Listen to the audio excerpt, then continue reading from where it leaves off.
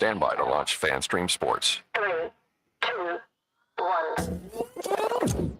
Let's start. Hello, sports fans. Welcome to FanStream Sports. Nothing but pure sports. This is the JP Show. JP, it's so good to hear you back on the air. Stand by now. Here's JP.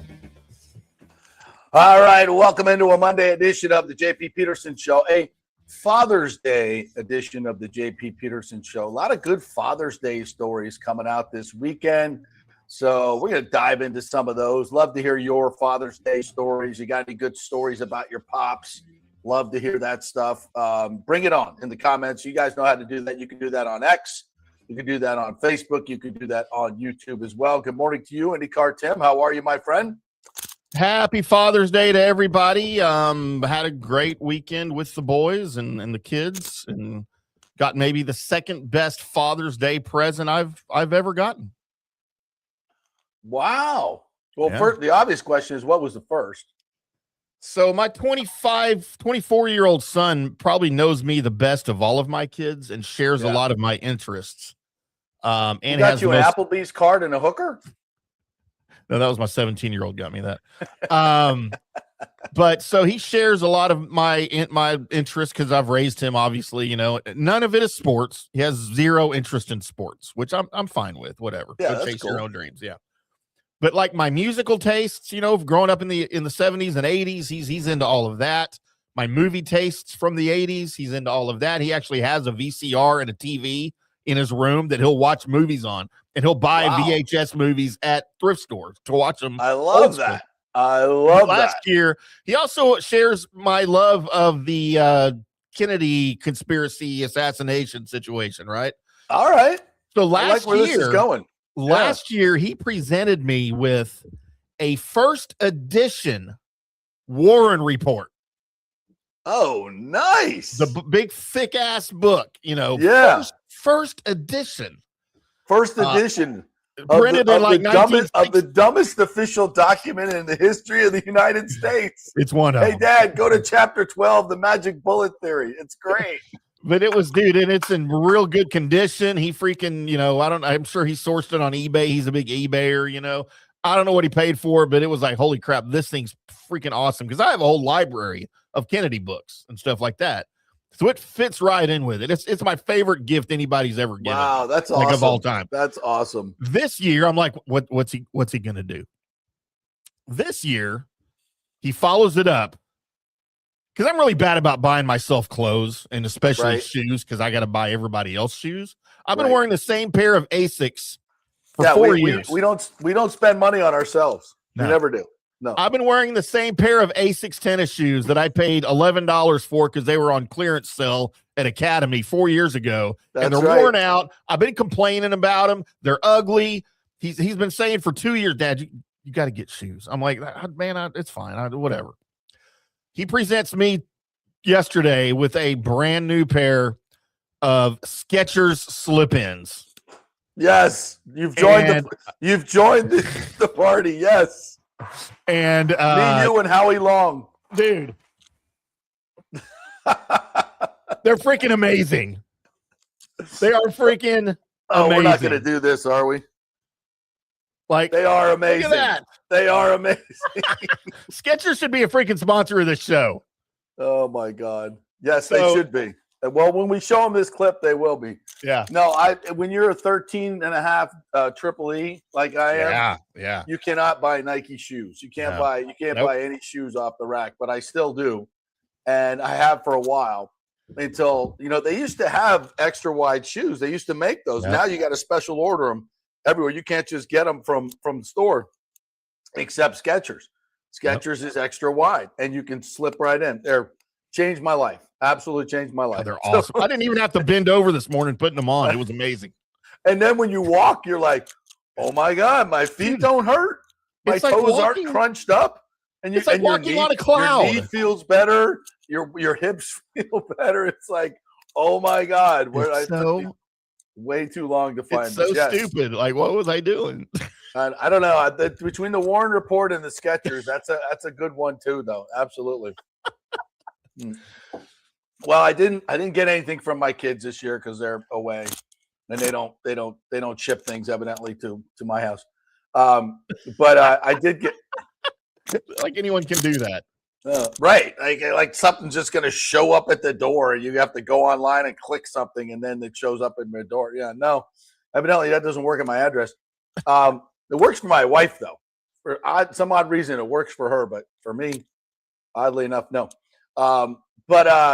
Yeah, I got a call from both of them, so that made my day. Good. My stepkids gave me a beautiful card, and then something very unexpected happened yesterday for me. We just went out to. I love to go. Orange County National, the greatest driving range in the history of the world, is like 5 minutes from my house here in Orlando. So I went out. I was just going to go hit some balls, and I was like, oh, it looks like their new Top Tracer range might be open. There were some people hitting over there. It's beautiful Top Tracer range that they made. So we walk over there, and the guy's like, yeah, it's kind of a soft opening day. We're giving away free golf balls. And I'm like, oh, cool. And he goes, yeah, but the kitchen's open. And we're, making sure all our stuff is working. I'm like, we're in. So he gave us a free bay. I played Royal Port Rush, which I played a few years ago over in Northern Ireland. Shot 82. It's a lot easier without the deep rough. Everything comes out when you're playing in every lie is perfect when you're playing Top Tracer golf. But they have a beautiful range that they made, absolutely killer range. So we did that, and it was super fun. We had a great time, and food was good. And then went home and watched the U.S. Open and watched Wyndham Clark turn it into a great drama. Dude, what was with all the fans, the New York fans, giving him shit? Oh, because of what he did last year. He is public enemy number one. He is public enemy number one in America. I've never seen Americans boo their own on American soil for 4 days. I mean, it lasted 4 days. So this is because of the temper tantrum he had at Oakmont? Yes, and you know what? I didn't even blame him for the Oakmont thing. I'd have done the same damn thing. He got screwed over. Yes. Total casual water. How you don't give him a so we're talking about last year. He tried to get a ruling for some casual water when the whole freaking thing was underwater. Yep. And clearly it looked like he had a point, and his ball was sitting right on kind of the edge of the fairway and the first cut. Mm-hmm. And he went to hit the shot, and it just splashed water, and it nosedived. It's a bullshit call. Total bullshit call. And he got pissed about it. And I guess he roughed up a few lockers at the historic clubhouse or something. Caused a ton of damage and got banned. He's banned from Oakmont.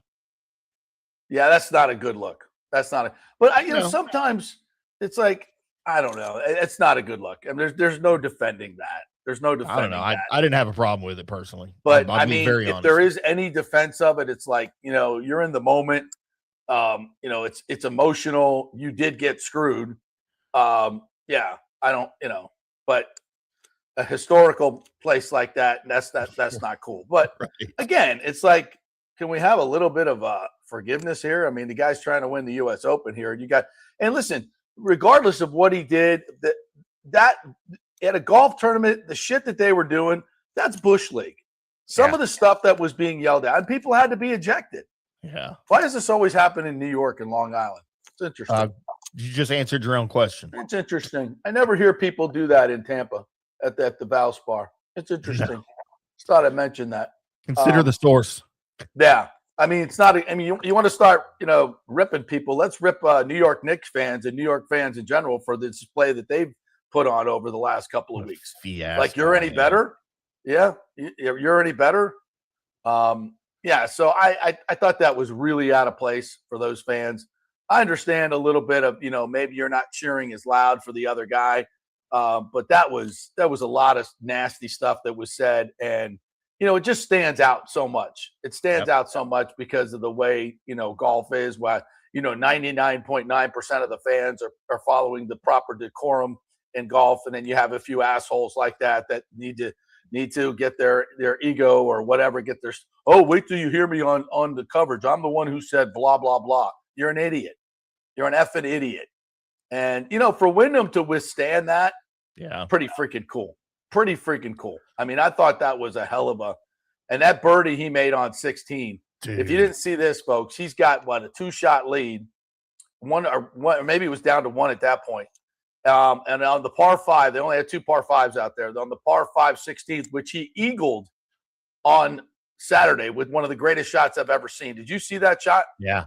275 yards. I think he hit driver off the deck or driver 3-wood with like at least a 40 or 50 foot left to right fade that he was trying to hit into the wind. He hits it with about a 40 to 50, and it lands about 2 yards right of the pin. Now, if it lands 3 yards right, it's going into the bunker. But it lands at 2 yards right, and it cozied up, and he made the eagle. That was one of the greatest shots I've ever seen in my freaking life. And that was and those were the only under par. He was 6 over par on every other hole on the weekend. But on 16, he had the eagle on Saturday and the birdie on Sunday that really wrapped it up from him. Because then he 3-putts 17. So he's got a 1-shot lead. Sam Burns on 18 literally lips out. I think that ball hit the lip and it didn't go in. So he's like that close to getting to 4 under. So then Wyndham then has to par 18, hits the green nicely. And also on 16, after he hits his drive to the left yesterday, he hit it 30 yards left, and it's in the absolute shit. And I think I don't know if it was Bones. I think Bones Mackay was doing the on course, and he walks up and he goes, "It is a horrible lie. This is a horrible lie. He is not going to be able to advance this at all." His caddy walks up and says, "No, man, you got to hit it out 100 yards, go out to the right, just get it out." And if he does that, he's probably not going to be able to reach the green, or he's going to need another miracle shot to reach the green. So he's like, "No, I got this." So you're gambling the entire U.S. Open right there that you could advance this ball out of this lie 150 yards over that bunker to be able to have a shot to par the hole, or in this case, birdie the hole. So he gouges it out. And, got good contact, and it went over the bunker. I could not believe it. Goes over the bunker, and then he hits the ball that goes down to the back of the green. He's got, about a 40-footer on 16, up a hill and then down the hill, which is like the toughest putt you could possibly have to make, and he drills it. So yeah, and that putt was like a 70% 3-putt from that same location for everybody all tournament long. Mm-hmm. Great point. And he freaking drilled it. That was one hell of a birdie. So now he's got a 2-shot cushion, goes to 17, 3 putts. So now he's got a 1-shot cushion. On 18, he had, I think he was in the rough. Was he in the rough on the drive? Either way, on 18. Yeah. Yep. So he hits it up to the front of the green, and he's got two shots to get there, 2 putts, and he almost makes it. And so he's got a little tap in, and then he didn't know that his dad was there. Yep. And so when he finally got off, he hugged about 15 of his buddies, and then he saw his dad, and that was like a really, really cool moment. That was a really cool moment. So I love those moments in sports. So that was what looked like was going to be a very uneventful day. Turned out to be a very eventful day. And that course I thought really, really played well. I thought it stood up extremely well. I thought the USGA did a great job with the pin placements the entire week. It got a little bit crazy. That's always going to be the U.S. Open. But I thought for the most part they got it right and created the drama that they needed at the end, and it was great. That was a hell of a win for Wyndham Clark, and now he's one of only 10 golfers to win multiple U.S. Opens. That's a pretty short list for a guy with the name Wyndham Clark. And look at the courses he's won them on. Yeah. So what? LA Country Club? Country Club, and now Shinnecock. Yeah. Yeah. That is a brutal course. That was a fun watch on Father's Day, to be sure. I thought that was a gritty win by Wyndham Clark, and he just puts himself in a whole nother stratosphere here. I hope we can get away from what happened at Oakmont. I think again, it's in the heat of the battle. It's certainly not not respectful to the game of golf. It's not respectful to Oakmont. All that is bad. But he's a 2-time U.S. Open champion now, and I think a little forgiveness might be in play here. And consider this on Sunday, who he was paired with, who was hot on his heels the whole time, and Scotty Scheffler. Yeah. And by the way, not only was the crowd booing Wyndham Clark because of they were booing, they were cheering everything Scotty Scheffler did opposite Wyndham Clark. Right. Because everybody wants him to win the this would have been, he only is missing the U.S. Open for his career slam. Right. So, and you know what? When Scotty Scheffler is that close on a Sunday in the final group, to hold him off, and look, Wyndham Clark did not have a perfect Sunday round by any stretch. No. He made it way closer than it should have been. But to hold off Scotty Scheffler with some of those missed shots in those conditions on that course in a major, to me, just puts that win in the stratosphere for him. Yeah, I agree. And it just puts him in a whole different light as far as, I mean, that's 2 U.S. Opens, but also 2 in 3 years? Yeah, 23, right? It was 2023. So 4 years, 4 years. That's a hell of an accomplishment. And, he's, won 3 weeks ago at 30 under at the Byron Nelson. I mean, he's definitely found something in his game that has totally transformed. They were talking about, I can't remember exactly what they were talking about, but I know he changed caddies, and that's helped him. So there's been a couple other things, but hell of a win on Father's Day for him. And the other part about it is not only with Scheffler, but Sam Burns coming right up on him. I thought, Burns has been there knocking on the door time and time again. Obviously, 2-time winner back-to-back at the Valspar. The guy's got some wins, but he's about 3 or 4 putts from winning 2 or 3 majors over the last 3 years. I mean, that guy has been so close. But, man, the difference is just, for Wyndham Clark, he's got 2, and Burns is still looking. And he has been right there. I think he's the only guy that's finished in the top 10 the last 3 or 4 years in a row. So he's put up some really good numbers at the U.S. Open. I think he's going to win at some point. Yes, Sam Burns finished top 10 at the Masters this year too. I think he was T7 or something similar to that. So he's having a good season. Last year at the PGA, T19 was his best finish there.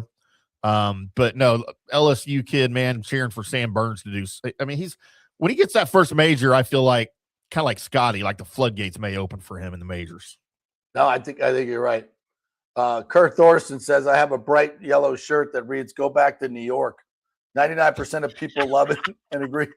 Publix cashiers, TPD officers, my son's daycare teacher, they know. No one in history of this country has ever said, "Oh, good, the New Yorkers are here." Yeah, nobody ever says that. I've never had a huge problem with it. With New Yorkers, just in general, I think they're acquired taste. But they're not baloney. Yeah, acquired taste. They're an acquired taste. But look, it's just like everything else we talked about on I think it was Friday when we were talking about your 1% or whatever of any political group or any religious group that are fanatical and that are off the rails. It's probably the same thing with the New Yorkers and that whole stereotype. I mean, there's a stereotype for a reason. It exists for a reason, but I feel like it's just a small percentage of those people that, fulfill that stereotype, which is unfortunate because then they all get lumped into it. But that's the way the world is. Sorry. Be better, New York. Be better, New York. And and it doesn't look like things are going to get much better in that city, unfortunately. No. And that's sad because that was, I loved going to New York. It was a tremendous city. And I asked people who still go now, and I'm like, is it okay? And they're like, yeah, it's fine. I don't know. It doesn't, I don't know. I used to love to take my daughter to New York and we'd go see some Broadway shows, but I just don't feel like I don't feel like it's safe. I mean, what's going on the subways? Scary stuff. All right, let's get to the Rays. Nice series win for the Rays. They win 4-3 yesterday against Washington. Johnny DeLuca. Johnny DeLuca with the game-winning home run in the 7th, a big 2-run shot. Here's a number for you. Here's a stat for you. Johnny DeLuca, it's courtesy of Topper from the Times. The Rays are 25-4 when Johnny DeLuca plays the game. 25-4. And without Johnny DeLuca, they're 19-26. That's a strong number. That is a very, very strong stat right there. And you could see the difference that he made this series. Homered on Friday, got things going, made a couple of really nice plays in center field, just kind of, just the general out there. Love the way he plays defense. And then, of course, coming up in the 7th yesterday, down a run, gets a 2-run homer, and that was a blast. That was a doubter. Johnny DeLuca, when he's healthy, he's got pop. He's extremely versatile and excellent defender. He runs the bases well. He's just an excellent ball player, and he's the quintessential Ray. He's the mini Ben Zobrist. He can do it all, and the numbers speak for themselves. I mean, that is a strong stat right there as far as what he means to this team, and he's just got to stay healthy. He said after the game that a lot of times, he tries to hustle. Every ground ball he tries to beat out. And he's like, I just need to chill a little bit on that stuff. Just relax a little bit because I find I hurt myself when I'm trying to bust a ground ball. That 98% of the time you're not going to, if the ball's fielded cleanly in the infield, you're gonna get thrown out. That's just the way Major League Baseball is. I love, I think you should hustle all the time. But listen, if you got leg issues, maybe not. Maybe you shouldn't hustle all the time. And know when to do it. He's smart enough to know when to pop it and when not to.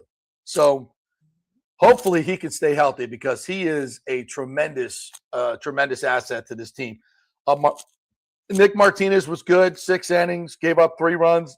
Listen, I didn't realize this, but the Nats are the highest scoring team in the league. And C.J. Abrams, by the way, 3 home runs, homered in each game. That guy can play. Love to see him in a Rays uniform. He may be on the trade block. I don't know where we'd play him, but he can freaking hit. I thought Fortes had a big caught stealing in the 9th. I mean, we haven't thrown out a lot of people on the bases. He got a big caught stealing in the 9th. That was huge in a 1-run game. Like the way Kevin Cash played the bullpen with Clevenger in the 7th, then brought Baker out for the 8th for the better matchups instead of saving him for the 9th. And then Kelly had better matchups in the 9th, so they got through those 3 unscathed with an offense like that. That's pretty damn good. So that's a big winner. I mean, it's only their 3rd series win in their last 8.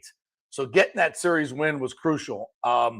Here's another stat from Topkins' column, which I think is interesting. They won 9 of 11 1-run games to start the season. They won 9 of 11, and then they lost 6 of 7.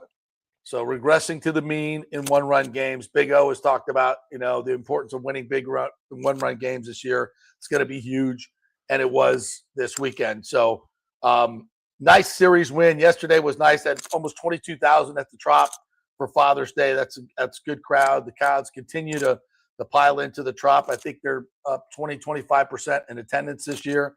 That's a great sign. That's a really good sign. They're marketing the team, obviously. They're doing it. Babby's doing a great job with that. I get more emails and text messages from the Rays than I do my wife. So it's good. It's good. Sorry, honey. But it's true. Hey, you're gonna have to take the microphone off of your necklace. Oh, is that not working? All we can hear is your necklace going. All right, sorry. How about that? How about this? We'll put it away. Put that thing away. How's that? All right. Now I'm gonna much better. Be struck by lightning. Hope you're happy. What else yesterday? Martinez had a good start. Just over the weekend in general, I thought they played pretty damn good baseball. You get the 2 wins, the series wins, and now here come. Let's see who's coming in today. The Royals, and looks like Bobby Witt Jr. He didn't play their last couple of games. He's got an MCL sprain.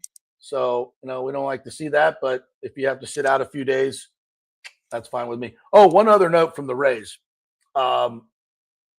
So the draft's coming up, I think, in 2 weeks, 2 or 3 weeks. the Rays have the number 2 pick. They have been attached to this high school shortstop forever as in all the mock drafts. But lately we've seen where there's some buzz about them taking the catcher, Von Lackey, out of Georgia Tech, who is an absolute stud catcher and a hammer at the bat. You know, Big O and I talked about this on the show last week. We're big fans of the catcher. Now, the shortstop could be a generational player, but we say that about all these high draft pick shortstops that come out of high school. And, 95% of them don't hit. It's a tough game. It's hard to predict. He's got tons of talent, but, high school baseball is just not a great measuring stick on how good guys can be. It's just not. It's so dependent on what the competition is, to your numbers, and so metal bats. Yeah, it's a little easier to scout it, these days because they're playing in all-star games and doing a lot of other different stuff. But still, it's a crapshoot. Having 3 or 4 years of tape on a guy who's been in college and played at that level gives you a much better predictability for these players. So I think it's wise to draft some of these college players because you just know what you're getting. And a power hitting catcher who's really good defensively. I mean, have we not been looking to that since we missed on Buster Posey? I mean, come on. Let's and I think, you never want to draft, especially in baseball, because you need help at a certain position. That's just not what you do in baseball. It's not like football. But in this particular case, and Fortes and Fiducia have been okay. They're just average players, maybe below average. They've been surprising offensively, I think, for the most part this year, but they're not the stud that this kid is. And it's an immediate impact. With an organization now that's going through some things, then, I think success on the field is going to be really, really good. And especially if you're building a new ballpark and all the politics that have gone into that, pretty damn, I think it would be great for the organization. So we'll see. Obviously, I don't think you need to factor those things in. You need to take the player that's going to help you the best in the long run, but it's sure nice if he can make an immediate impact. So there's that. Yep. All right. Let me get to some of the comments here, especially Ray's comments. Alejandro, good morning, JP and the Petermans. Hope all the Petermans who are dads had a great Father's Day. Good weekend for the Rays, winning the series against the hot Nationals team and kept it going. Rays were good against the Nats, and it was a statement series. Glad the Yankees lost against the Reds again. CJ Abrams did have a nice series against us, 3 homers. Let's go get him. Yeah. And a welcome back, Johnny, who had 2 homers this weekend, Friday and Sunday. I was able to go to both games. All right. Love that, Alejandro. We're trending back on the right path, and let's hopefully take 3 out of 4 versus the Royals. Yeah, listen. That hot start gave you some cushion. So now you're 12 games over 500, deeper into the season. Just keep winning series. And you're going to get to the postseason. And we'll see. We'll see what happens at the break or at the deadline. Will Neander be a little bit more aggressive? Will he be able to add payroll? We don't know. We'll see. Can't wait. I hope they do. This. We talked about this last week, Timmy. The American League has never been more up for grabs. Whoever you face in the World Series is probably going to be better than you, but I don't know if I've ever seen a better opportunity for the Rays to win the American League. And this is not a great Rays team. Let's not be fooled. It's not a great Rays team yet.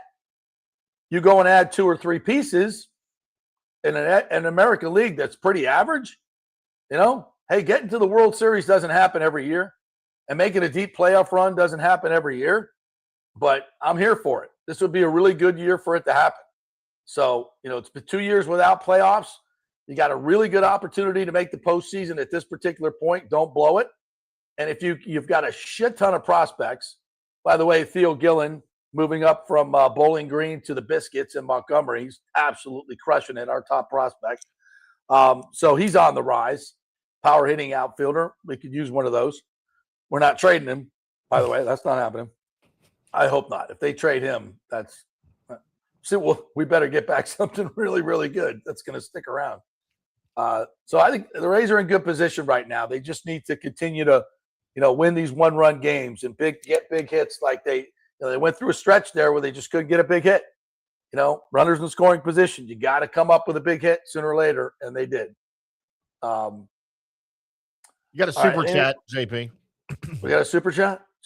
Jimmy Voyager. Oh, hey, Jimmy. What's going on?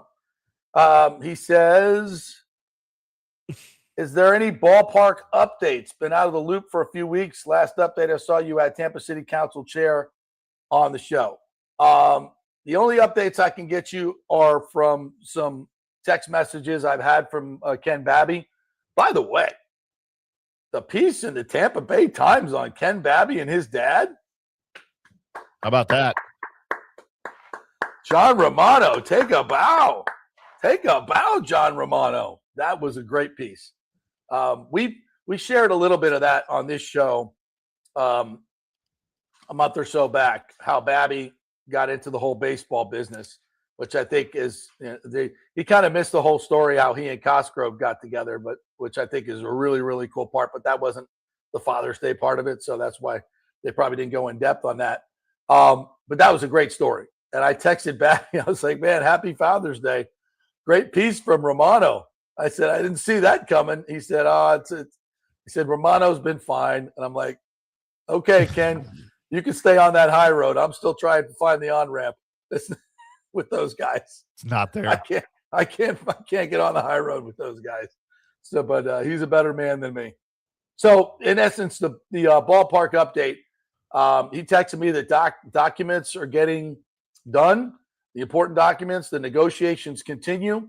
I like the fact that it hasn't all been in the media every freaking day, and because there hasn't been, certain documents. I guess documents that they're not final until they're presented, I guess, to the committee, to the commission. That's when the media can get their FOIA request and get the documents. So that all hasn't been out in the ether, so to speak. So we had Clendenin on the show, and he's very positive that they can get the votes. And listen, again, if you're messaging Carlson and saying nasty things, please stop. He's trying to be helpful in the process and these guys want certain things, the city council, and they have every right to do that. That's why they're on the council. Now, I think there's a couple of them that are playing politics with it, and Hertak and Charlie Moran is just an idiot. It is what it is. But Guido Maniscalco and Carlson are guys that can be flipped. And so if you're stop sending nasty messages to them, you shouldn't be doing it anyway. Positive messages are welcome. Support it. Don't attack them. All right. So listen, they're asking questions, and the Rays are moving things around. What pot of money this comes out of for infrastructure, for the project, not the stadium. These all mean things to people and for different reasons. And that's fine. And that's why I've always been very confident about this, because it's so far down the road. So many people are supporting it. So much of the infrastructure is already coming together. Permits have been pulled. I mean, there's a lot of stuff going on behind the scenes that is very, very positive. It doesn't get any play anywhere else but right here. And for whatever reason, I don't know. But I'm, this is the thing. I'm talking to the people that are in the negotiations. I'm not just regurgitating negative stories that come out of other places, which is what 99% of this reporting is. You get one negative story, and then it gets aggregated by every freaking website. So it seems like there's 100 different negative stories, and it's only coming from one source. And that source is usually wrong. So this is the dynamic that you get. So for the people that are actually talking to the people within negotiations, that would be me. And I'm getting positive updates all the time, and that's what I'm bringing you. So there's your update. And it's always been the same from this side. And that's, are there issues and questions that need to be asked? Absolutely, 100%. That doesn't mean they're deal breakers, which is how most of these articles are written. So a question comes up, property taxes. Oh, good question. Let's get to the answer. Never get to the answer. It's always that, the house is falling. So if there's, again, if you're losing revenue, what's the first thing you need to do as a city official? Find revenue. Well, here you go. Here's a way to spend some money to make a shit ton of money. And that's what they need to do at this particular point, whether the property taxes are that is approved or not. And I get a sense it's not going to be approved. And if it's not, then this deal should be going through easily. But if it does go through, they need to have a backup plan. How are we going to do this? And that's completely fair. But those answers are there. They are there to be had. There's a lot of money here. I get that. But guess what? Hillsborough County has a lot of money, has a shit ton of money. And the CIT taxes brings in a lot of money. There's a lot of tax revenue here. And when you throw in what the state is able to do with Hillsborough College and infrastructure and Department of Transportation funds, it all comes together. And that's why I've always been so confident about it. So, guys, I may be, as many have said, the violinist on the Titanic, but here I am playing my tune. I'll do it. And I'm confident in what we're reporting because we're talking to the people that are involved. I'm not just regurgitating stories that I read online. So how's that for an update? Please don't regurgitate on the air. Yeah, we don't need to do that. All right, let's break. We'll take a break. We'll come back, and I want to get to your all your comments here. We've got Bucs stuff to get to. Timmy and I are going to grade the offseason now that it's done for the Buccaneers. I got a great story of a helicopter thief. You're going to love this one, Timmy. That's a good one. Oh, and if you have your Sorsby sound, we can play that today because I wanted to talk about him. I didn't realize how good a quarterback he is. Did some research over the weekend. Oh, yeah. He's pretty good. He's pretty good. And the Bucs might want to take a look. I'm just saying they might want to take a look. But I'll explain why. Hey, we're brought to you by the great folks at Genesis of Tampa. I got that GB70 everybody's talking about because it's a great midsize SUV with incredible comfort, technology, and performance. Folks, you do not find cars like this at this price. I know firsthand because I got one. I never thought I could get in one. I've seen them out. I've had friends that bought them. I'm like, man, I wish I could afford one of these. Well, now I can, which is pretty damn cool. It's not because I make a lot of money. It's because I got a great deal at Genesis of Tampa. They are giving these things away. GenesisofTampa.com. Head on over there. Get a test drive. You'll see what I'm talking about. Back in 3. Pitch Roofing believes giving back is part of doing business the right way. That's why they proudly offer exclusive discounts to those who gave the most to our communities, including veterans, first responders, seniors, and teachers. And for listeners of the JP Peterson Show, there's even more good news. Pitch Roofing is now offering a special discount just for fans of the show. With so many roofing companies coming and going in Florida, it's important to choose a contractor you can count on long after the job is done, especially when it comes to honoring your warranty. Pitch Roofing is built for the long haul with a reputation for quality, transparency, and standing behind their work. Whether it's a repair or a full replacement, their team delivers honest guidance, quality workmanship, and no high-pressure sales. Call 727-67-PITCH, 727-677-4824, or visit pitchroofing.com to schedule a free estimate. Pitch Roofing, roofing done right. Big thanks to Italiano Insurance, the great folks over there. They will soon be part of Gallagher Insurance. A little name change, but same great folks, same great customer service you've known for over 65 years.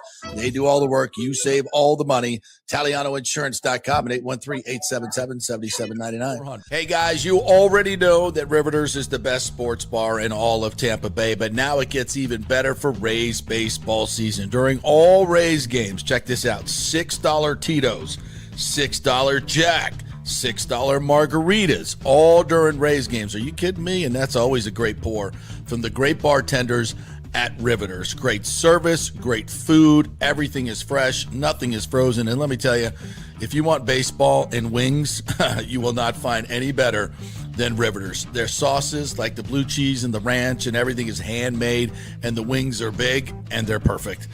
Wings, baseball, Rays, Riveters. It all comes together during baseball season. Once again, in addition to all the great food and service, you get $6 Tito's, $6 Jacks, $6 margaritas. It's time to celebrate. Baseball season is back and celebrate at Riveters. You know where it is, right there on Dale Mabry, just north of 275, just south of the stadium. See you there at Riveters.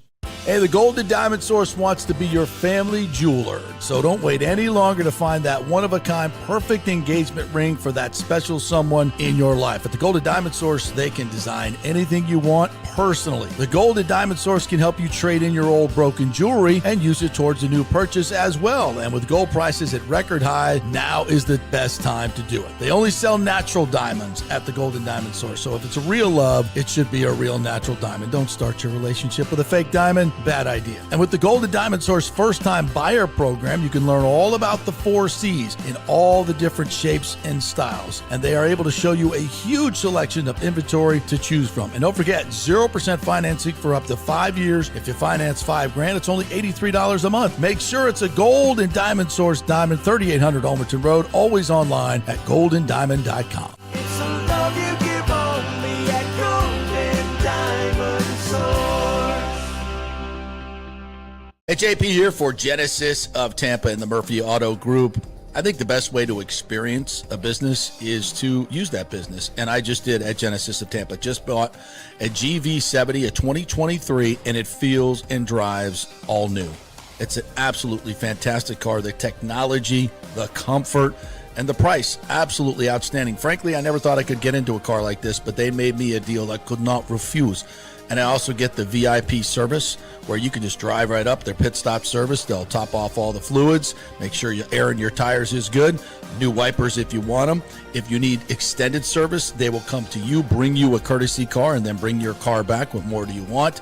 The experience was just VIP all the way. And you can get that at Genesis of Tampa.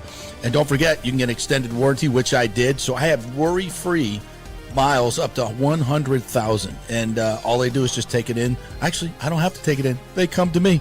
It's perfect. It's Genesis of Tampa right there, 801 East Bears Avenue, right off of 275. Go see them and tell them JP sent you. Let's go. Right now. Back to the show on FanStream Sports. All right, welcome back to the JP Peterson Show, brought to you by the best place to watch the World Cup, and that is Riveters. Boy, another big win by the lads on Friday, which we will talk about. Riveters has become the place to watch all the World Cup soccer games, by the way. They get not only the American Outlaws, the U.S. games, but for Brazil, Ecuador, all the big teams, Spain, which I watched play yesterday. They're good. Cape Verde, where training in Tampa. These guys are the story of the World Cup. But Riveters is the place to watch. And, of course, for Rays games as well. There's always happy hour during the Rays games. $6 Tito's. And I'm talking about a big-time pour, folks. I was there the other day. Yeah, that's a pour. That's a real pour. Not one of those like, oh, let me measure it out. Let me measure it out. Careful. No. What? Don't want to get over poured, JP. Don't want to get overserved. That's okay. If you're only having one, you only need one. Tito's and Jack, it's all there for you. Riveters, Tampa, right there on 270 or just north of 275 on Dale Mabry, south of the stadium. I just meant you specifically. Not everybody else. Yeah, well, I haven't been. I was just talking to the lovely Ashley about that. It's been a while since I've been overserved. Really? I just don't. Yeah, I don't drink heavy anymore. We'll have to fix that. I can't. No, I can't do it. My body just does not accept. All right, let's get to some of the comments here today. Our friend Kurt Thorson is in here, our resident history teacher. Says, love to cheer Clendenin and Mayor Castor for the trolls, sleuths, and scumbags that appeared at the BOCC and council last week. Hate has no place in Tampa Bay. I could not agree more, my friend. Yeah, we don't need to get into it too much, but what happened last week at those meetings was not funny. It's just there's no place for that. And I thought Chair Clendenin definitely did a great job speaking to that. Bucs Basement says it's interesting to think what this team rank higher by all accounts that Bowles was not the head coach, because based on all the websites, Bowles is a bottom 5 HC. Yeah, that was a bottom 5 quality comment there. Proofread your comments before you send them in, boys and girls. Please, because we I can't. will dock you. I will dock you That was an F. But the content of it, I agree with 100%. Yeah, it just we'll probably do this in the next segment. Timmy and I are going to grade the offseason. I'm going to get the comments here, but we'll talk about that. And there's a lot of good things going on with the Buccaneers. I like a lot of what I saw at the OTAs, but there's still one overriding thing that they need to correct. Alejandro says, I don't like the fact that the Kachuk brothers both being on the Panthers now, which is going to suck because now they will play dirty. Now they'll play dirty? Dirtier? Dirtier? We need to make a trade, and I've seen a mock trade with Victor Hedman to Detroit. Listen, and we can talk about Darren Raddysh here. Nobody's taking Victor's contract. That's not happening. Not unless we package Kucherov with him. And that's not happening. Victor Hedman has 3 years left on a $8 million a year contract. And listen, the trading of Darren Raddysh, people were freaking out. How do we trade him for a 5th round pick? Because he was going to sign with Toronto anyway. And Toronto just wanted to make sure that he didn't hit the open market and it cost him even more than it's going to cost him. Listen, Darren Raddysh, it was my favorite story of the season last year. And I love the guy. And a case can be made that the Lightning held him back because of Victor Hedman. I mean, he's a freaking Hall of Famer. You're not going to become the point on the power play when Victor Hedman is playing at the level he was playing until this year, when Victor fell off the map with injuries and the personal issues he was having. Listen, Darren Raddysh, I think the Lightning made a very fair offer to him at about 5.4 AAV moving forward. And Toronto stepped up with 8 years at 8.5. $68 million for a 30-year-old defenseman who burst onto the scene. And I don't want to dog the guy because it was a hell of a season. 70 points, 22 goals, set the Lightning record for defensemen in goals. Unbelievable shot, one of the hardest shots, and really, really good. He had a great season. Now, you want to extrapolate that into a contract like that? That's a hell of a gamble. That is one hell of a gamble to have a guy who's really been, a marginal player for most of his career, who finally got an opportunity with a really good team, by the way, playing with one of the greatest playmaker in the game in Kucherov, who set him up many times for perfect slap shots, and he drilled it to his credit. But to me, that's a bad contract. That is a typical Toronto move. It smacks of desperation. It's just not. You don't commit 8 years to a guy who just did it for 1 year. At least I wouldn't. And I'm glad that Brisebois did not. I mean, that's kind of what's been wrong with Toronto, right? This whole time for a long time. I mean, that's a hell of a gamble. It's a salary cap league. If he doesn't, and it's a pretty hard salary cap. So if he doesn't have 20 goals every year and be in the top 10 in points, that's a bad contract because that's what you're paying him for.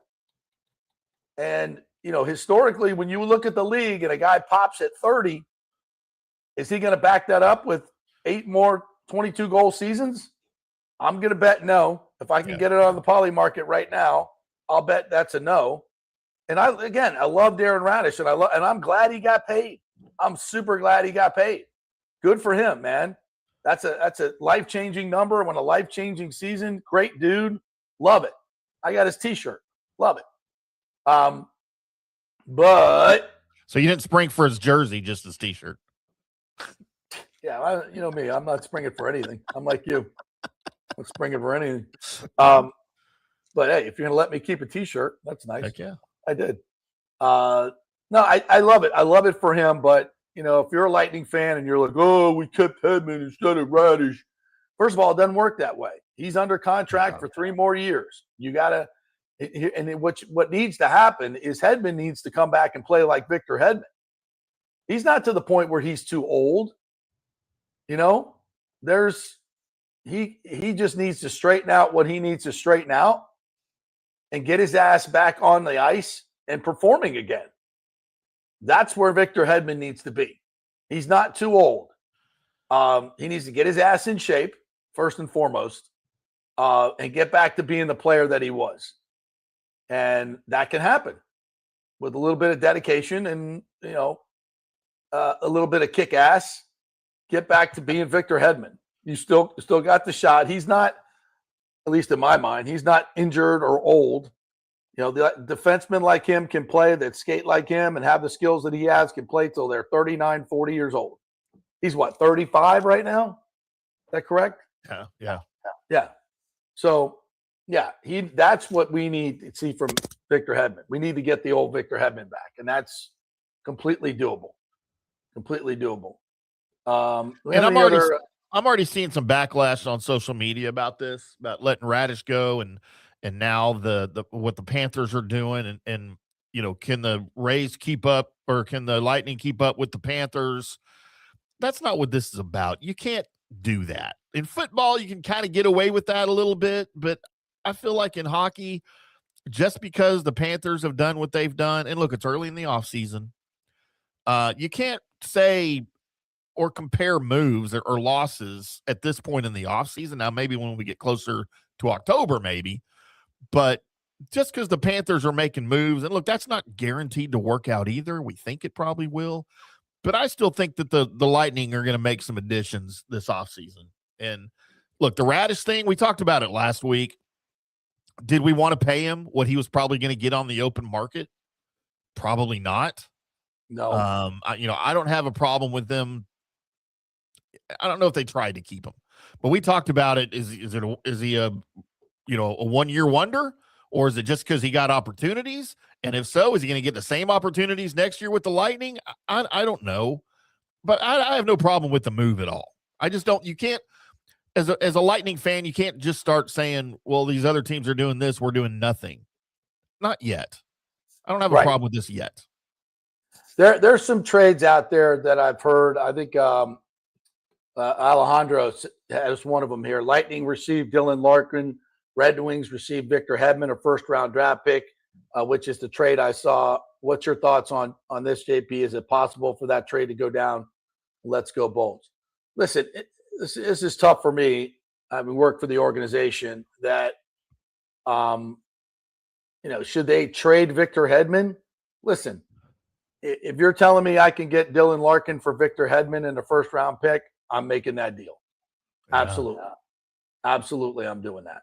And I think the fact that we had some young guys play last year that played really, really well on defense. Now, with Raddysh moving on, it does leave a big hole. But if you were able to trade Hedman's $8 million, you can go out and find some defensemen. I mean, I think that we've got the fact that some of these guys stepped up last year, you're still going to need to find kind of an elite guy for your power play. That's something that's missing, but we can go out and find it. Listen, after what happened with Victor this year, we'd love to see him get back to form, and I think he can. But if you're going to, if you can trade that contract, yeah. I mean, objectively, I'd hate to see Victor go. I would much rather see him stay and get back to form. That would be my hope. Is that going to happen? I don't know. But if I can get rid of the contract right now, I would do that. But I don't think it's going to be that easy, because everybody else in the league saw what we saw. And that was a dramatic drop off in his abilities. Yeah. And there were issues. So what else we got here? Alejandro asks you, Timmy, if the Rangers end up being sellers at the trade deadline, what could the Rays give you guys in a trade for DeGrom? Chandler Simpson. How much is DeGrom making? $38 million this year and $38 million next year, and he's 38 years old, JP. Yeah, we're not trading for him. With an injury. Yeah, do you really want Jacob to look? He's having a really good season for the Rangers. There's no question. As a Rangers fan, I feel a little bit fortunate with that because of his injury history, even here that he's had since he came over from the Mets. Do I love Jacob deGrom? Yeah. Do I think he has any trade value, even for a rental this year? Not with that contract, no. Yeah, no way.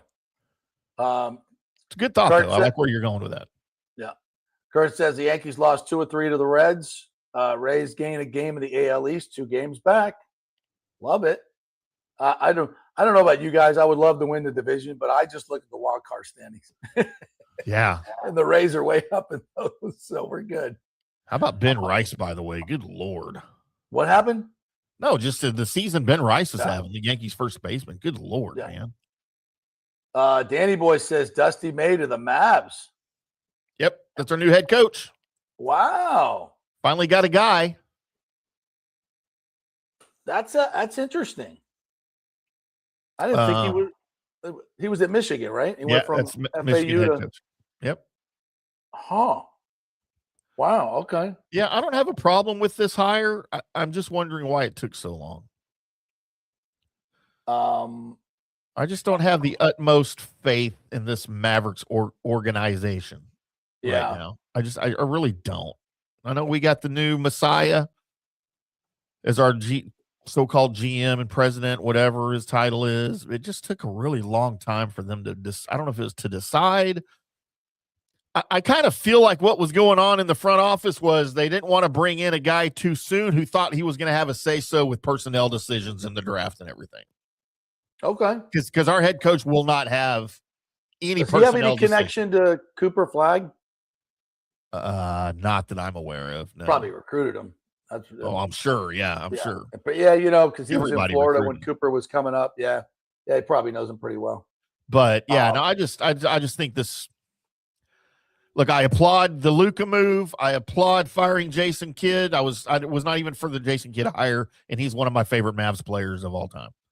Don't like him as a coach. I like this hire as a coach. I'm just wondering what the thoughts in the front office are with his role as a coach. You know what I mean? I'm doubting things. Okay. And you got roster questions all over the place. I don't know. We'll see. All right. Kurt Dorison says former Plant High and Gators alum Jack Caglione coming home to the Trop this week. He's a former student of mine. Yeah. That Plant alumni team is probably be an all-star team, to be sure. What else we got?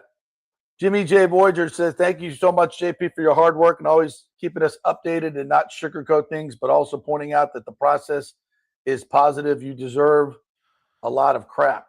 Is that a typo or what is that, Jimmy? I'm not sure. But thank you, I think. Alejandro said, I like what you said, JP. Von Lackey would be a good pickup for us because he is a top catching prospect and he can also play third base. I think we need his power and have him both play catcher and third. I mean, I can't remember. When's the last time a guy went from college to the pros? Bob Horner? Huh. I think he played like 5 or 6 minor league games. But even with a short stint in the minors, I'm trying to remember. It just doesn't happen. Yeah.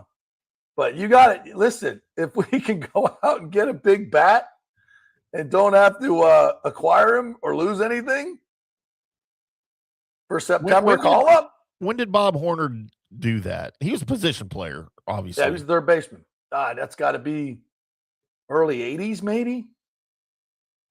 Yeah, so I'm thinking here in Texas, we had a guy named David Clyde. Yeah.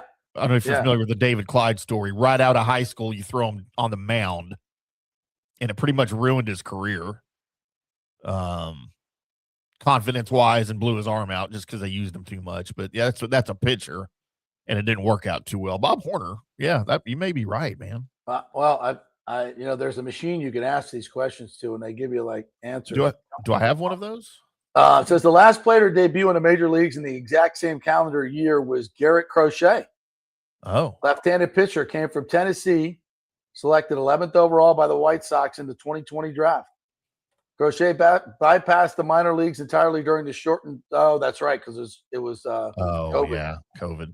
Pitched one scoreless inning out of the bullpen against the Reds in his debut, striking out 2.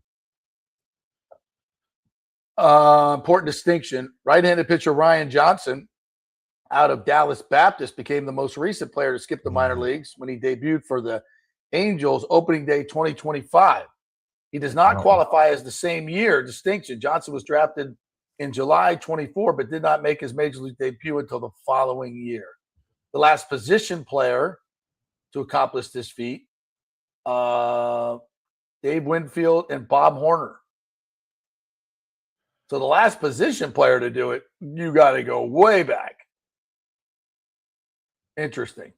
So Yeah, I'm not saying this that's what we're doing, but it's and notes about Crochet that didn't necessarily end up very well either. By the way, as he was drafted and debuted for the White Sox, he ended up blowing his arm out and missed the 2022 season, and then got traded to the Red Sox, where he is now. It's been pretty good. Yeah, he's been okay. Yeah. He's been okay. Which had he just served his time in the minor leagues, he'd probably still be in the same spot at this point of his career. Yeah, probably. Yeah. So, David Terry says the Kafuck brothers are together again. The Kittens just got a lot better. Yeah, I mean, it's a major move. That roster is freaking stacked. And their guys are coming back from injury.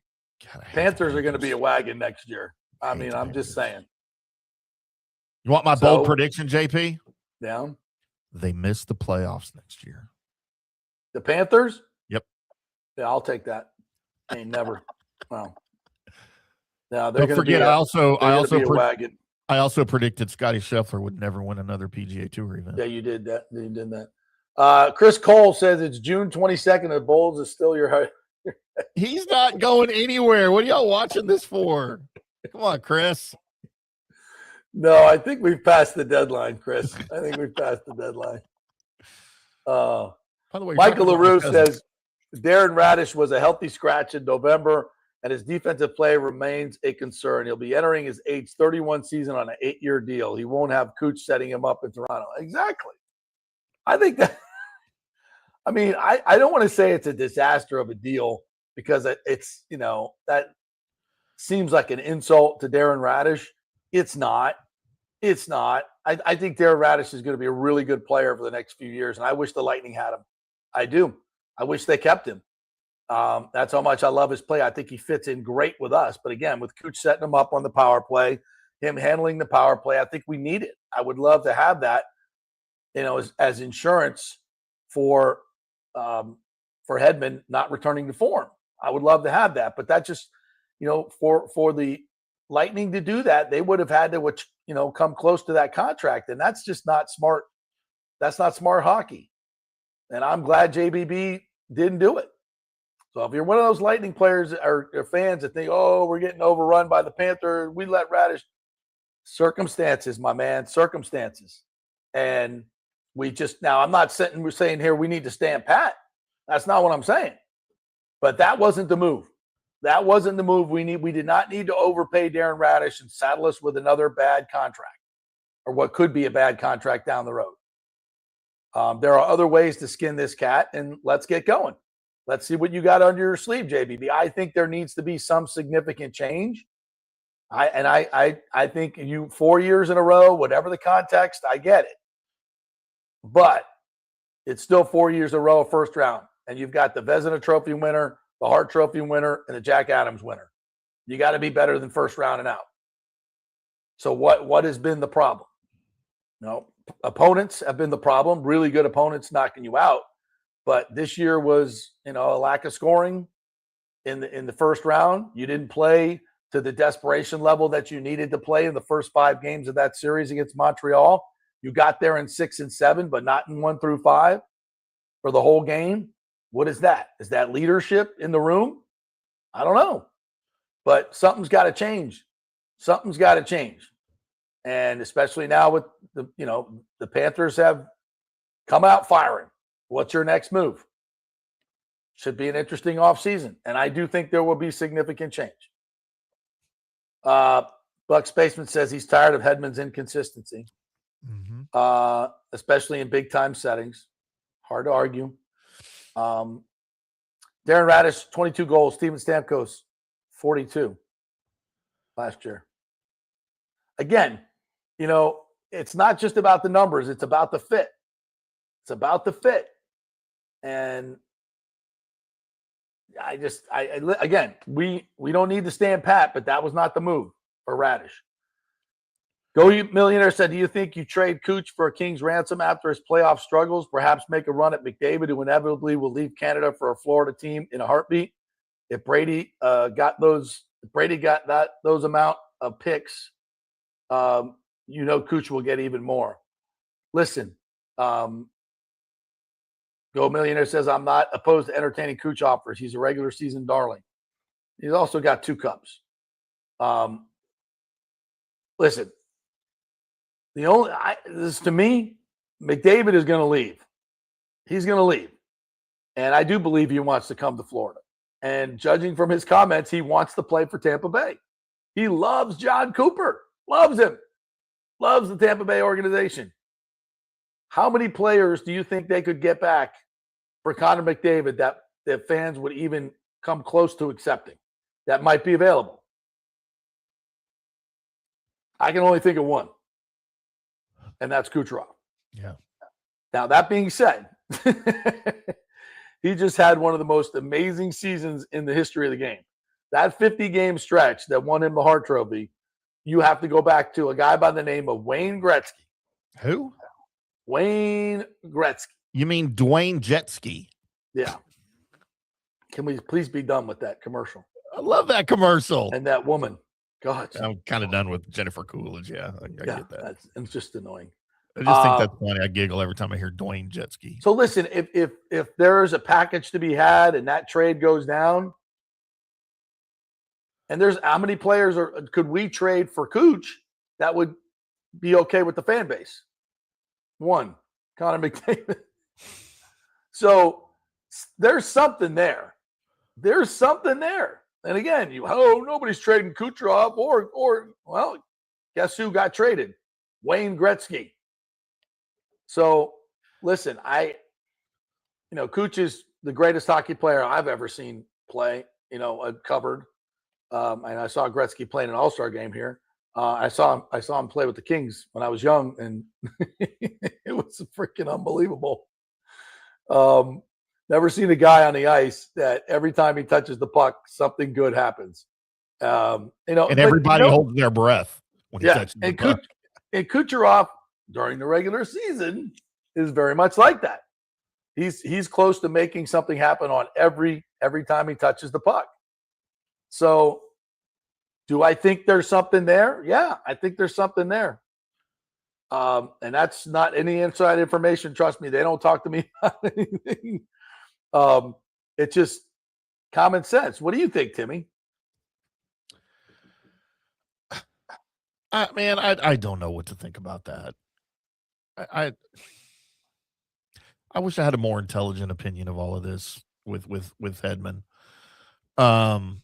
With Cooch and Connor McDavid, is that something that could happen? I mean, Cooch. No.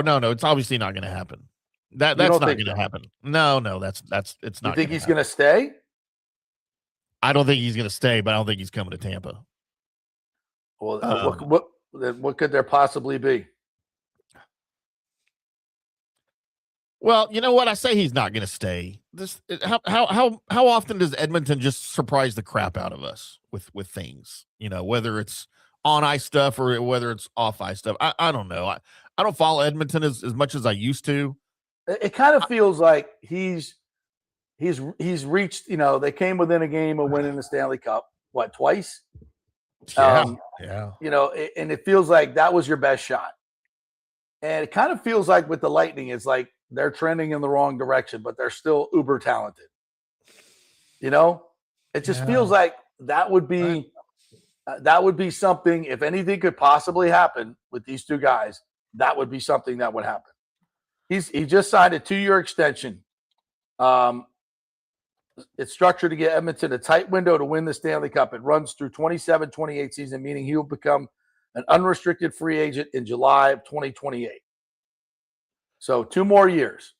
And he is, had his temper tantrums there. He's talked glowingly about the Tampa Bay Lightning and John Cooper. It's that organization is a mess now. Yeah. I don't think he's going anywhere, man. I really don't think he's going anywhere. Mm-hmm. I can't talk myself into that. I just don't. Okay. But if there's a trade in the works, I mean, throw the Lightning up there.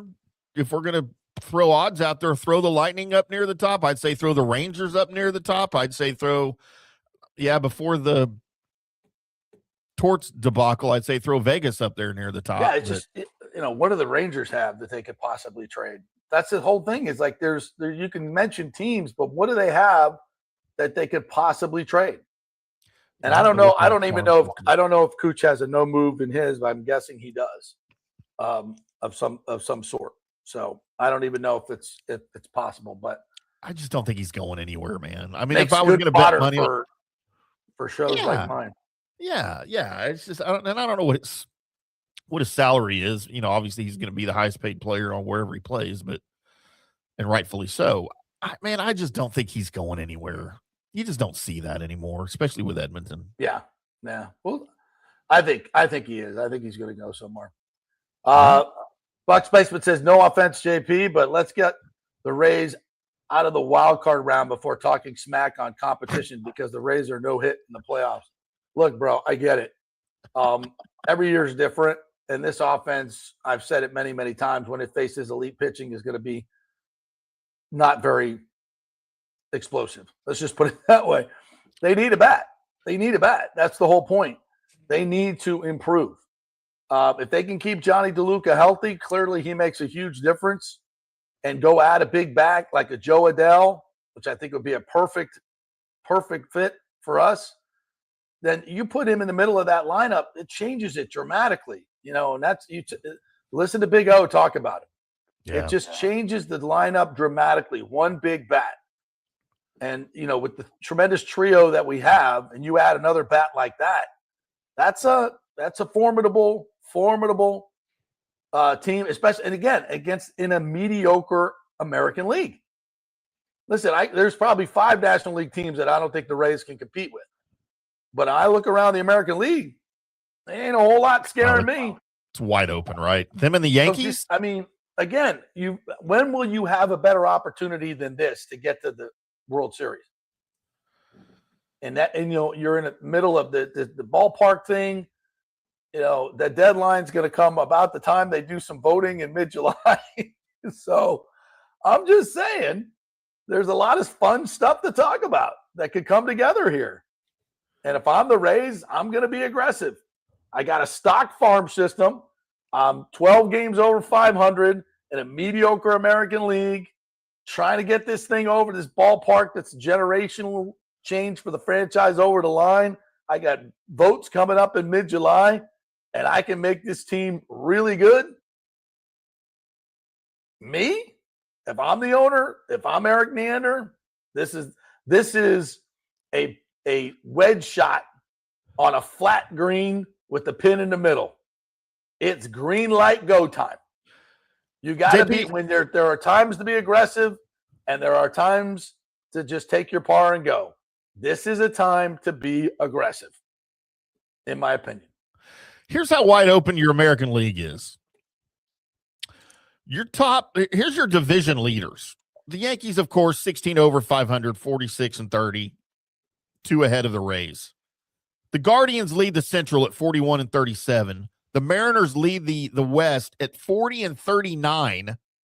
If the Rays were in either one of those 2 divisions, they'd either have a 6-game lead or an 8-game lead in the division. Right. That's right. Who out of any of those other teams scares you? You have two teams other than in the other 2 divisions that are over 500. 3 teams, sorry. And there are some teams that are going to make moves at the deadline, and the Yankees are going to be one of them, obviously. But nobody has the ammunition in terms of prospects that we have. Mm-mm. Now, again, I'm not giving away Theo Gillen and some of these other really good players but we've got tons of great prospects. Tons. That's what we traded for in the offseason. All right. So that's why you build up a farm system. So when you have an opportunity to make a move, you make a move. And I think this is an opportunity to do so. Green light, go. Let's go. And All right. especially in a season where you thought you're going to have nothing this year heading into the season. Zero expectations. Good time to go. All right. We'll take a break. When we come back, we'll get into Bucs. We're going to grade their offseason. Timmy and I will do that. And Baker Mayfield will show you how to change a diaper. How about that? That's pretty good. Hey, we're brought to you by the great folks at Third Generation Plumbing and American Standard Heating and Cooling. They are your 1-2 punch this summer to get your unit right. If your AC unit is not performing, that is not good.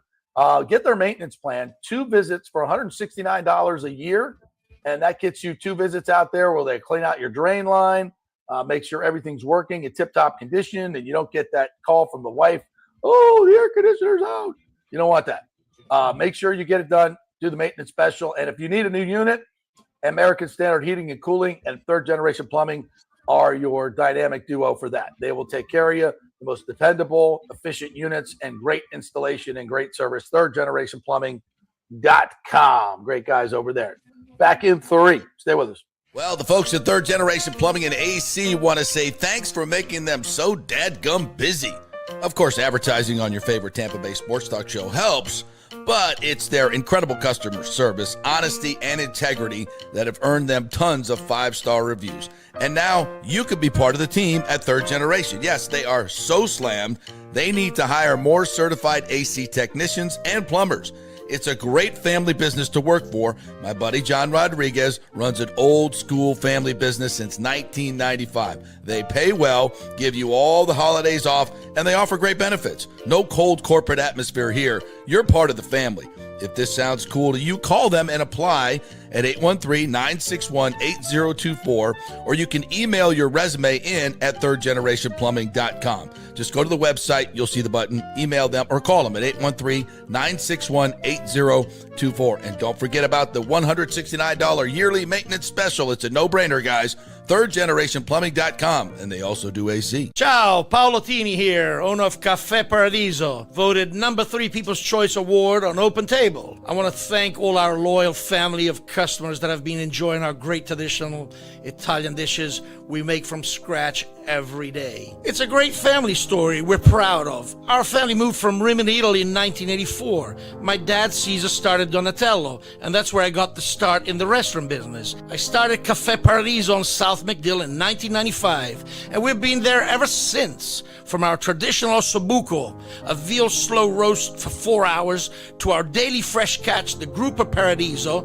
with a piccata sauce and lobster claw meat, homemade pasta like lasagna, farfalle salchicha, which is a bow tie pasta homemade with fresh sausage. Hold on a minute, JP's favorite. I love it. So come and have a glass of wine with me on South McDill. Get a reservation on Open Table and see all our 5-star reviews. Ciao, see you soon at Paradiso.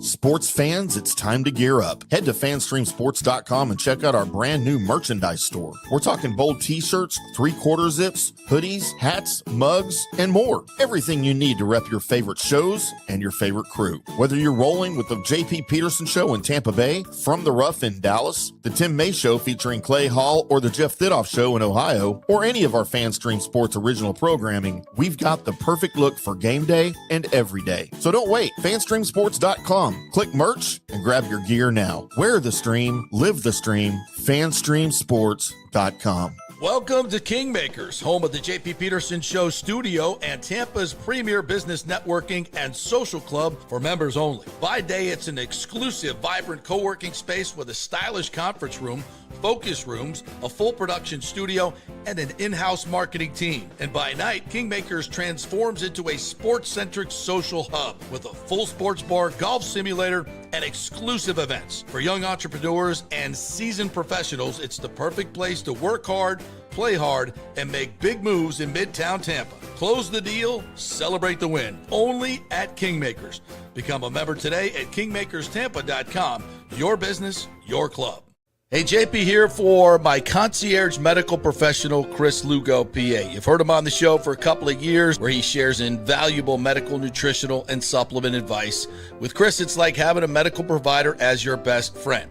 What I love about this concierge service is the convenience and support he offers. I can text or call him 24/7 with any questions or concerns, and he'll promptly call in a prescription if needed. No office visits or copays required. It gives me peace of mind knowing I have someone genuinely invested in my health, not just focused on insurance profits. And the best part, the Bay Area Modern Medical Center's personal concierge service is more affordable than you might think. Don't let insurance companies dictate your health care. Take control of your health and wellness today. Visit BAMMC.com for more information and to schedule your initial free consultation. Empower yourself and take charge of your personal health with BAMMC.com. Let's go. Right now. Back to the show on FanStream Sports. All right, welcome back to the JP Peterson Show, brought to you by the great folks at Pitch Roofing. You know, hurricane season is here. Do you know how much life you have left on your roof? It's a very important question. You need to know. Well, here's the deal. You just go to pitchroofing.com, send them an email or call them. Tell them you heard it on the JP Show. They'll give you a free estimate. They'll come out, check out your roof. If you got any damage, they'll tell you all about that. They'll tell you how much life is left in your roof and what the process is. Also, if there is a hurricane and you lose your roof, you will get preferred client status by already having an estimate. Pitchroofing.com is where you go. So it's really important, folks. You might not think about it now, but when your roof blows off and you need a roof and everybody's knocking on the door of Pitch Roofing, you'll be in the preferred client status. So pitchroofing.com. It's a really good idea. Take care of it now and tell them JP sent you. All right, back to some of the comments there. Chris Cole says Mark Pryor came straight from college to start. I remember that for the Cubs, but was it straight from college? I didn't think so. No. Go Millionaire says, I'm tired of hearing the injury excuse for the Panthers. Injuries are never an excuse for being a trash team or having trash depth. Everyone gets them. Bolts have overcome many, many man games to injured stars. That is true. But if you don't think the Panthers are coming back with vengeance, you are bananas. Mark Pryor made 9 appearances in the minor leagues before debuting in 2002 for the Cubs. But still same year, right? Yeah, I think so. Same year? Yeah. Be interesting. I mean, would I be, if they drafted him, so what did this would be in June, late June, early July. So he spends July and August in the minor leagues, coming right from college baseball. September call-ups. You always need an extra catcher. I take that back. He was selected in the 01 draft. He debuted in 02. Yeah, that's what I thought. Yeah. But for a position player, it's not happened. Mm-mm. A long, long time. Interesting. I mean, that's like a high school quarterback making a jump to the NFL. Right. I mean, to me, if Well, you want to put it in football terms. I think college baseball now, it used to be, upper tier college baseball was AAA or was AA level. I think that's what most people would say, that your best, the SEC is closer to AA than single A or AAA. Probably. So, but I think now that high school players or college players are staying longer because they're getting paid, a lot of them are going into the draft. So the quality of college baseball is so much better than it's ever been. And now the owners are saying, hey, we're not even going to draft high school players anymore. That's interesting. It's great for college baseball. But I think the owners are tired of paying for minor leagues and just let's just have it like football where we don't have to pay for our developmental system and we can let the colleges do it. Yep. Of course they were good. And then give more money to the players. So yeah, I think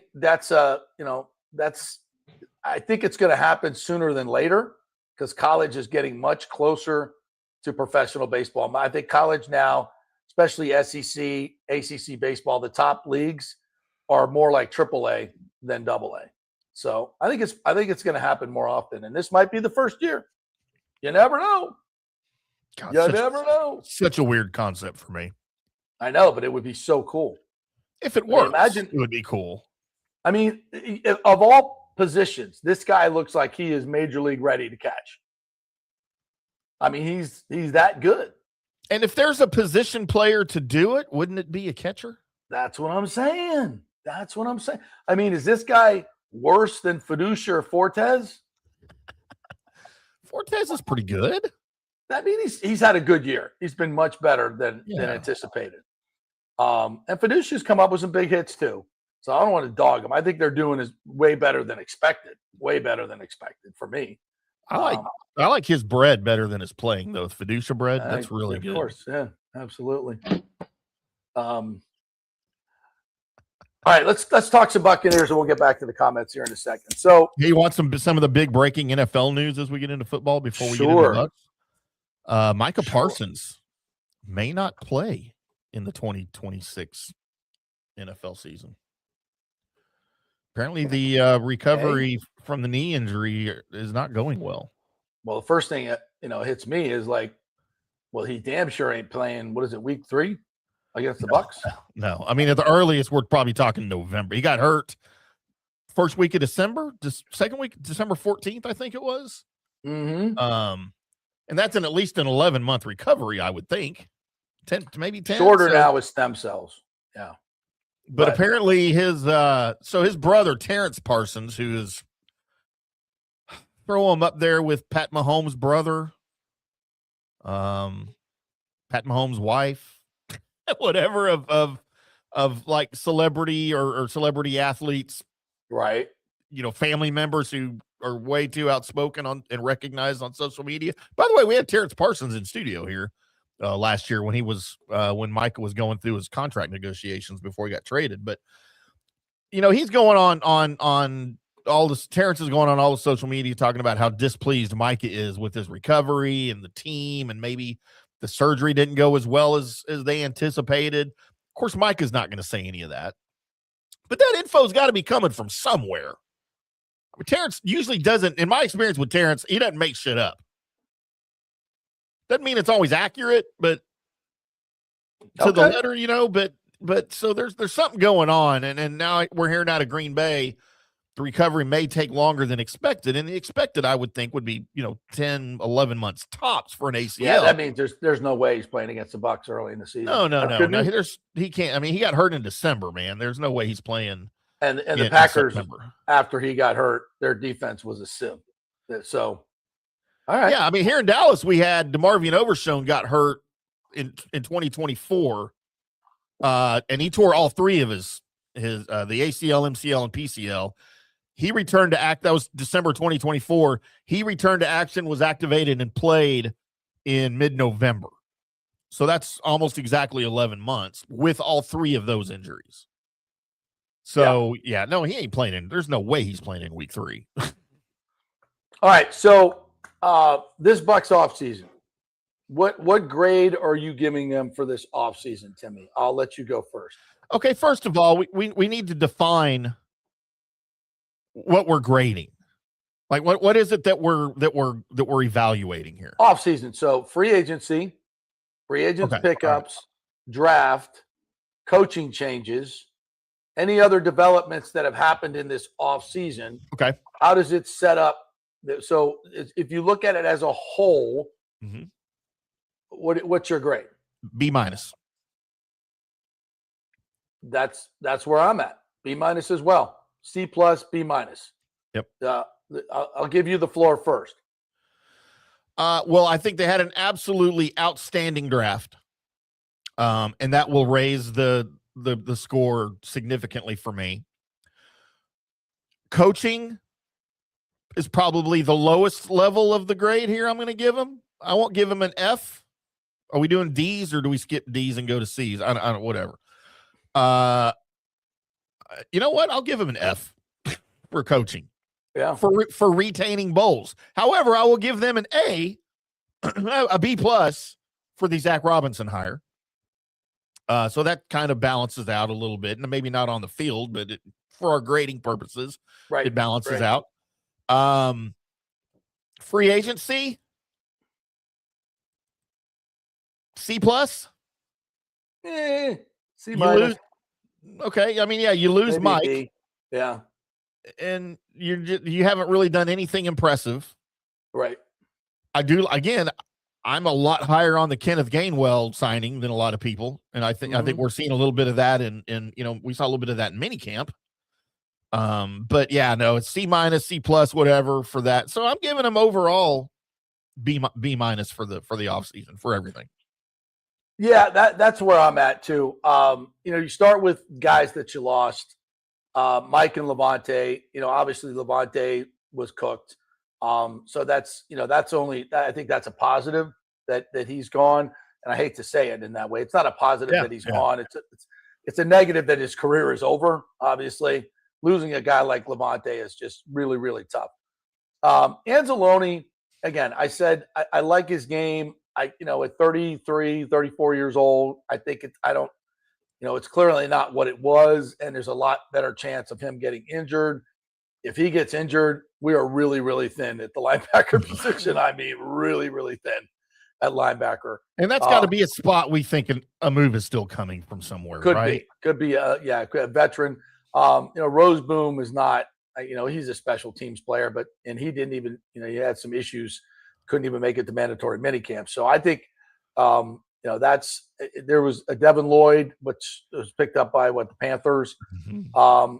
That was a move I thought was, not getting Trey Hendrickson, who wanted to play here, not getting that premier free agent rusher. I didn't like that, but when Ruben Bain fell to him in the draft, everything changed. Yeah, everything changed. And this is what's hard, is do you get credit for him falling to you in the draft and you taking him? Yeah, I mean, you have to.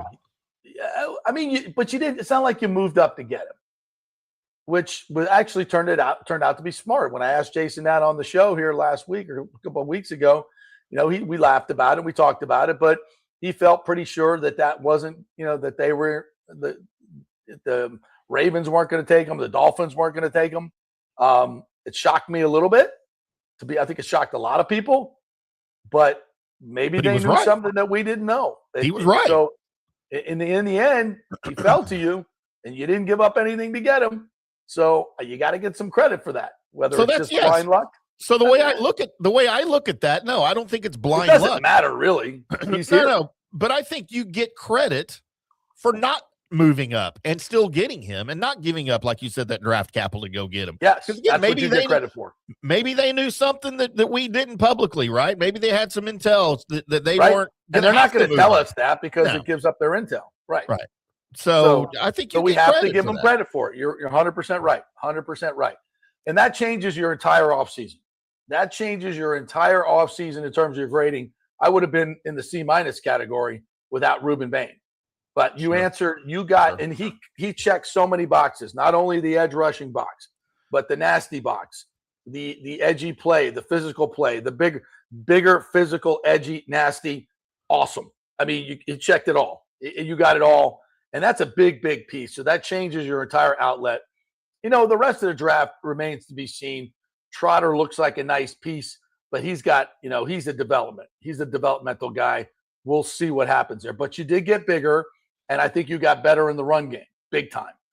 You can't get much worse in the coverage game, but there's ways to skin that cat in terms of playing more dime package and not having a second big linebacker on the field. And that's up to Bowles and his scheming and his, but so just in terms of this offseason, you filled a lot, Ted Hurst. I like what I see out of Ted Hurst. This kid has some maturity to him. He's got obviously the size, the speed, all the measurables he's got. But from what I saw, the hands, the way he moves, he's not polished, but he's a lot more polished than I thought he was. And he doesn't have to be polished right now, to be quite honest. No, he really doesn't.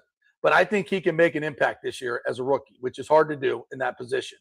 And he's your deep ball threat too. Since you lost Mike, you need a deep ball threat like that. Yeah, and he's not a deep ball guy that necessarily like Mike. Mike, people always said he's not a deep ball guy. I'm like, you're wrong. I see him run tons of go routes and catch tons of balls and get PIs and all that stuff. And it's not because it wasn't slow. He wasn't a burner though. But there's more than one way to be a deep ball runner. If you've got decent speed and you can get to that point where you've got an advantage in terms of catch radius and going over a guy, you're a deep ball threat. Yeah. And he's a 4'4" guy with 6'3", but he plays taller than 6'3". Mike didn't always play taller. He would jump up and catch the ball with his body and use his length and corral the ball. Sometimes he would high point it, but I never thought Mike was a great high pointer of the football. There have been better, not terrible, but not for his size. I mean, Hurst uses every bit of his length to go up and get the football. If you watch his college tape, you see that time and time again. And he really contorts his body well when he has to turn and catch the ball. He's got a lot of natural ability in catching a football. So I think, especially in the red zone, he can be a force. He can be a weapon, no question about it. And then Keontae Scott is, he is another nasty, good tackler. You lost, what's his name? 29 in the secondary, one of our better tacklers. I can't remember his name right now. And you needed somebody like him. You needed Keontae Scott to come in. I think he's got really good ball skills. He's a playmaker. A lot like Tyke Smith. He's a playmaker. Tyke's got better measurables, but this kid knows where to be, is very well coached, polished football player. I think he can make an impact in year one. Now, free agency. Thinking of Izian, right? You were thinking of Izian. Izian, yeah, thank you. Gainwell, I think, is a slam dunk. I really love what that guy is going to bring, and it really gives you Bucky insurance. And if Bucky can return to form, and you've got two guys who you can give, instead of giving Bucky 25 touches like Grizz did last year, you can give both of these guys 15 touches, and they'll be healthy. They'll be more effective when they get the ball.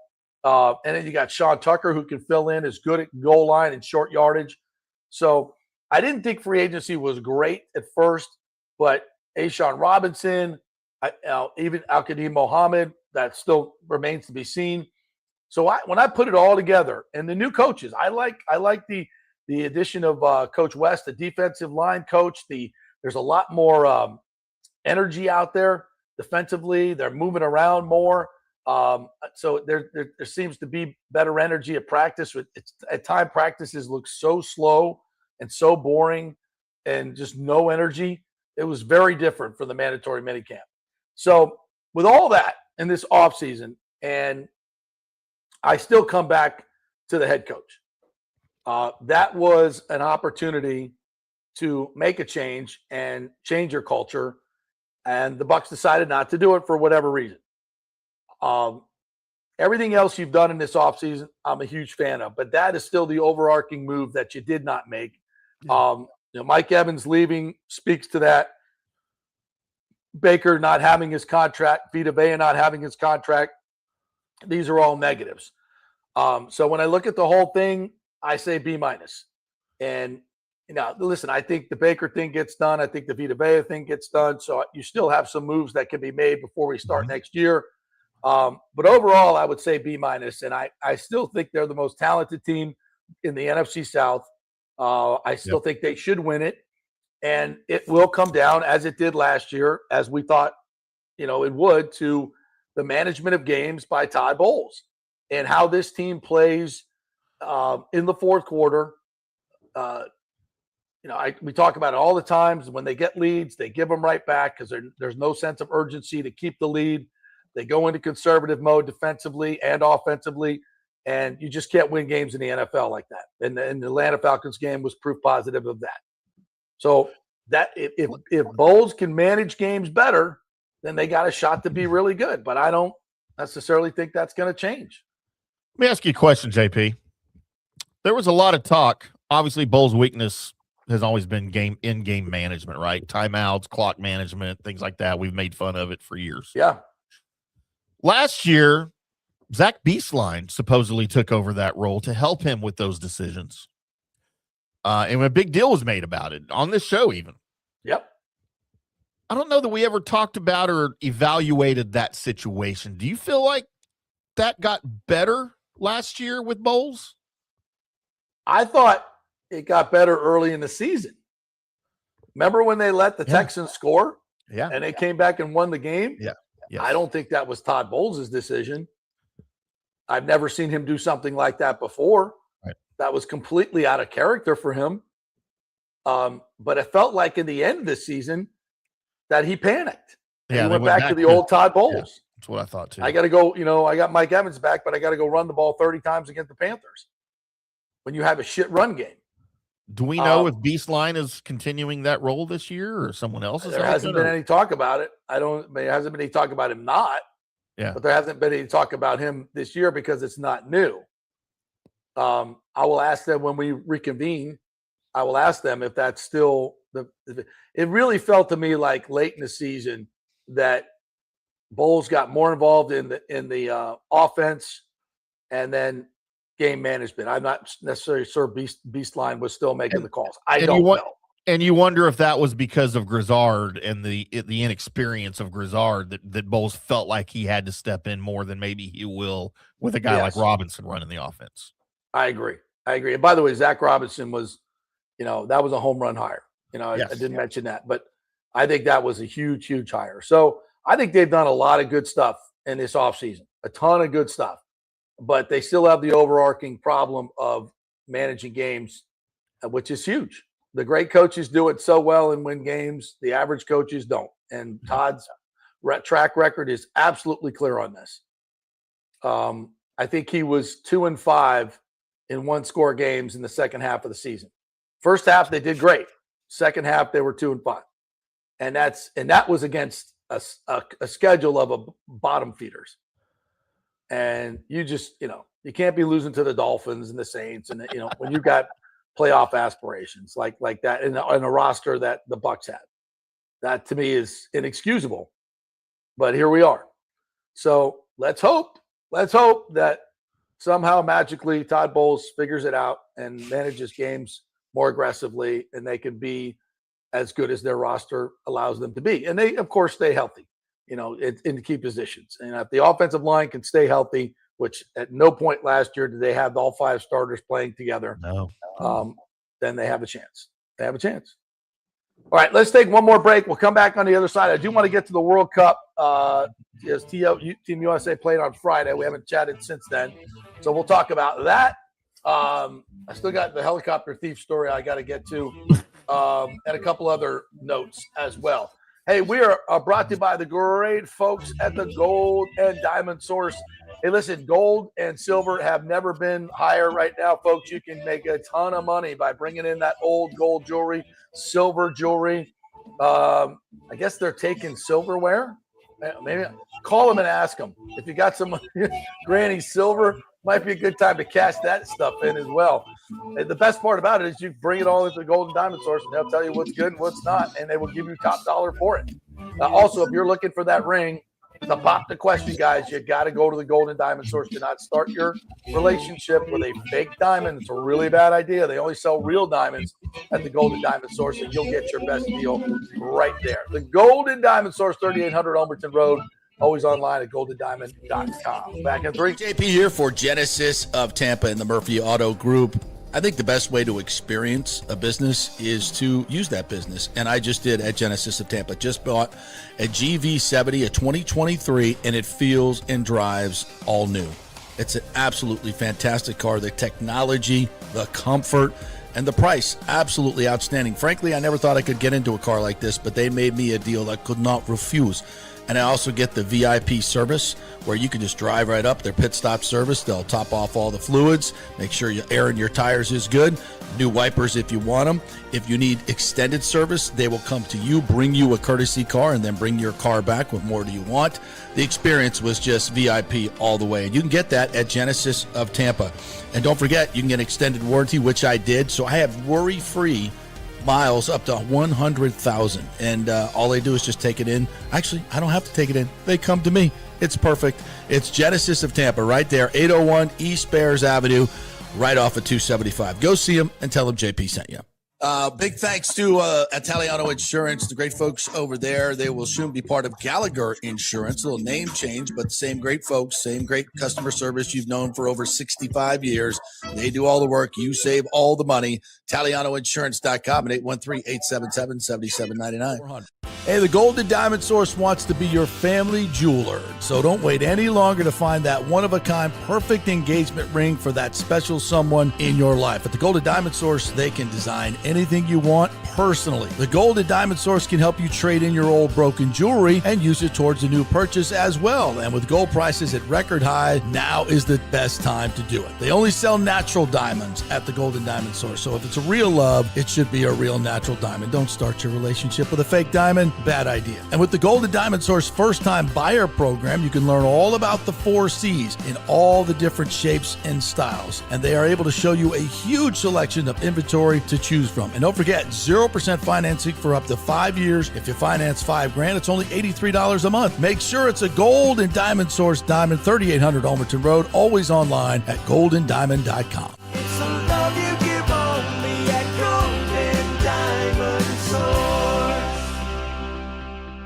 Hey guys, you already know that Riveters is the best sports bar in all of Tampa Bay, but now it gets even better for Rays baseball season. During all Rays games, check this out, $6 Tito's, $6 Jack, $6 margaritas, all during Rays games. Are you kidding me? And that's always a great pour from the great bartenders at Riveters. Great service, great food, everything is fresh, nothing is frozen. And let me tell you, if you want baseball and wings, you will not find any better than Riveters. Their sauces, like the blue cheese and the ranch and everything, is handmade, and the wings are big and they're perfect. Wings, baseball, Rays, Riveters. It all comes together during baseball season. Once again, in addition to all the great food and service, you get $6 Tito's, $6 Jacks, $6 margaritas. It's time to celebrate. Baseball season is back, and celebrate at Riveters. You know where it is, right there on Dale Mabry, just north of 275, just south of the stadium. See you there at Riveters. Pitch Roofing believes giving back is part of doing business the right way. That's why they proudly offer exclusive discounts to those who gave the most to our communities, including veterans, first responders, seniors, and teachers. And for listeners of the JP Peterson Show, there's even more good news. Pitch Roofing is now offering a special discount just for fans of the show. With so many roofing companies coming and going in Florida, it's important to choose a contractor you can count on long after the job is done, especially when it comes to honoring your warranty. Pitch Roofing is built for the long haul with a reputation for quality, transparency, and standing behind their work. Whether it's a repair or a full replacement, their team delivers honest guidance, quality workmanship, and no high-pressure sales. Call 727-67-PITCH, 727-677-4824, or visit pitchroofing.com to schedule a free estimate. Pitch roofing, roofing done right. Let's go. Right now. Back to the show on FanStream Sports. All right, welcome back to the JP Peterson Show. As we roll on here, big thanks to folks at Cafe Paradiso. Cafe Paradiso, the number 1 Italian restaurant, actually number 3 on the open table list, as voted on by all of their folks that use Open Table. So get a reservation now at cafeparadiso.com, or just go to Open Table and say, I want a table at Cafe Paradiso. You never know who you might see there.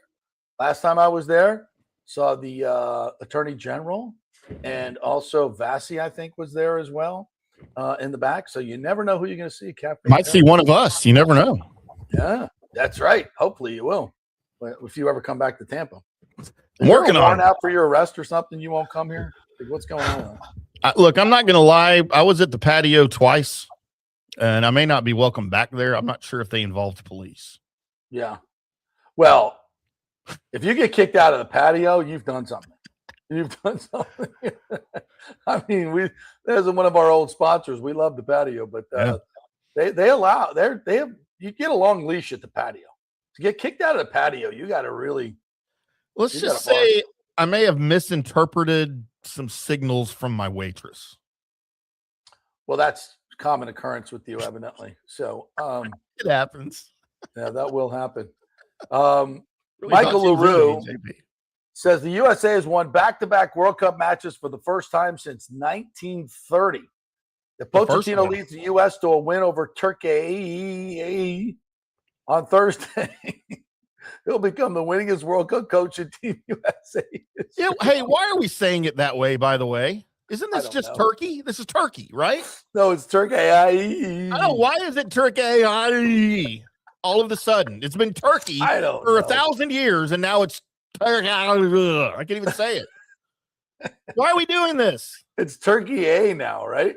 Turkey Why? A? I don't know. Seems silly. Why are we putting little dots over letters? We don't do that in English. Yeah, let's talk about Team USA. By the way, very different game against Australia. Things got chippy. They got really chippy, and I love that we did not back down. Bologan got in a headlock matchup with some guy about 3 feet taller than him, but he survived. I thought defensively we were not great.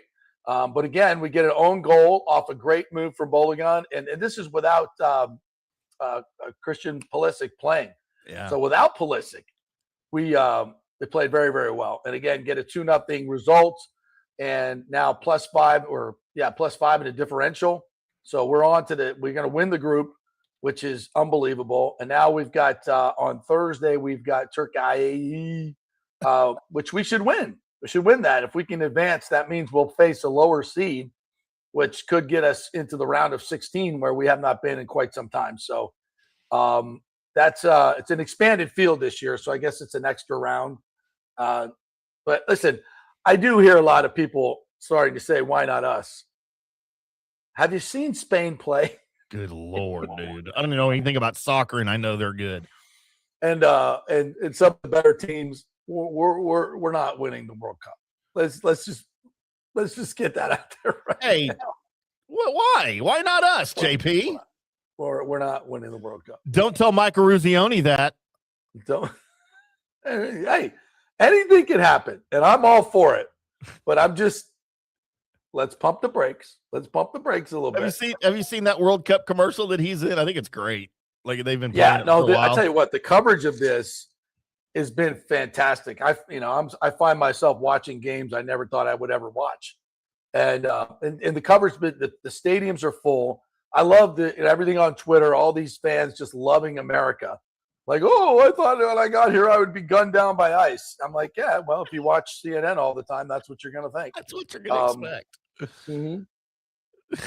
I saw this guy do he did a video outside like a Home Depot, and he's like walking out in the parking lot. He's like, look at this.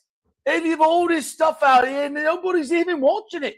It's just here for the taking and nobody takes it. Like all the grills and stuff. You got mulch out here. You got all kinds of stuff. It's just laying out here in the parking lot, and for some reason people don't take it. He does have a point, you know. He's like, look at it. He goes over to mowers. He's like, look at this. There's dozens and dozens of clean, beautiful machines that just sitting out here. Got a point. Like, we got barbecues over here. We got you can put the little shrimp on the barbie right here. If I wanted to cook, I could be cooking. I'm like, you know, they find some, you know, with things that we just kind of take for granted, Timmy. You know, the people from other places in the world are fascinated by they're fascinated by Waffle House. We just take it for granted. My favorite is when you get the people from Europe that go into a Walmart for the first time. Yeah. And they're filming it. And they don't know where they are or what is happening around them. And the variety, like I saw some chick who was amazed at the variety of Pop-Tarts that we had, all the flavors of Pop-Tarts of things. And the sizes of like oils and crap like that were just, they were blown away. And in my head, I'm like, just don't look at the ingredients or don't eat any of that. Exactly. We put crap in our food over here that your body's probably never had and you'll die because they don't have that in your country.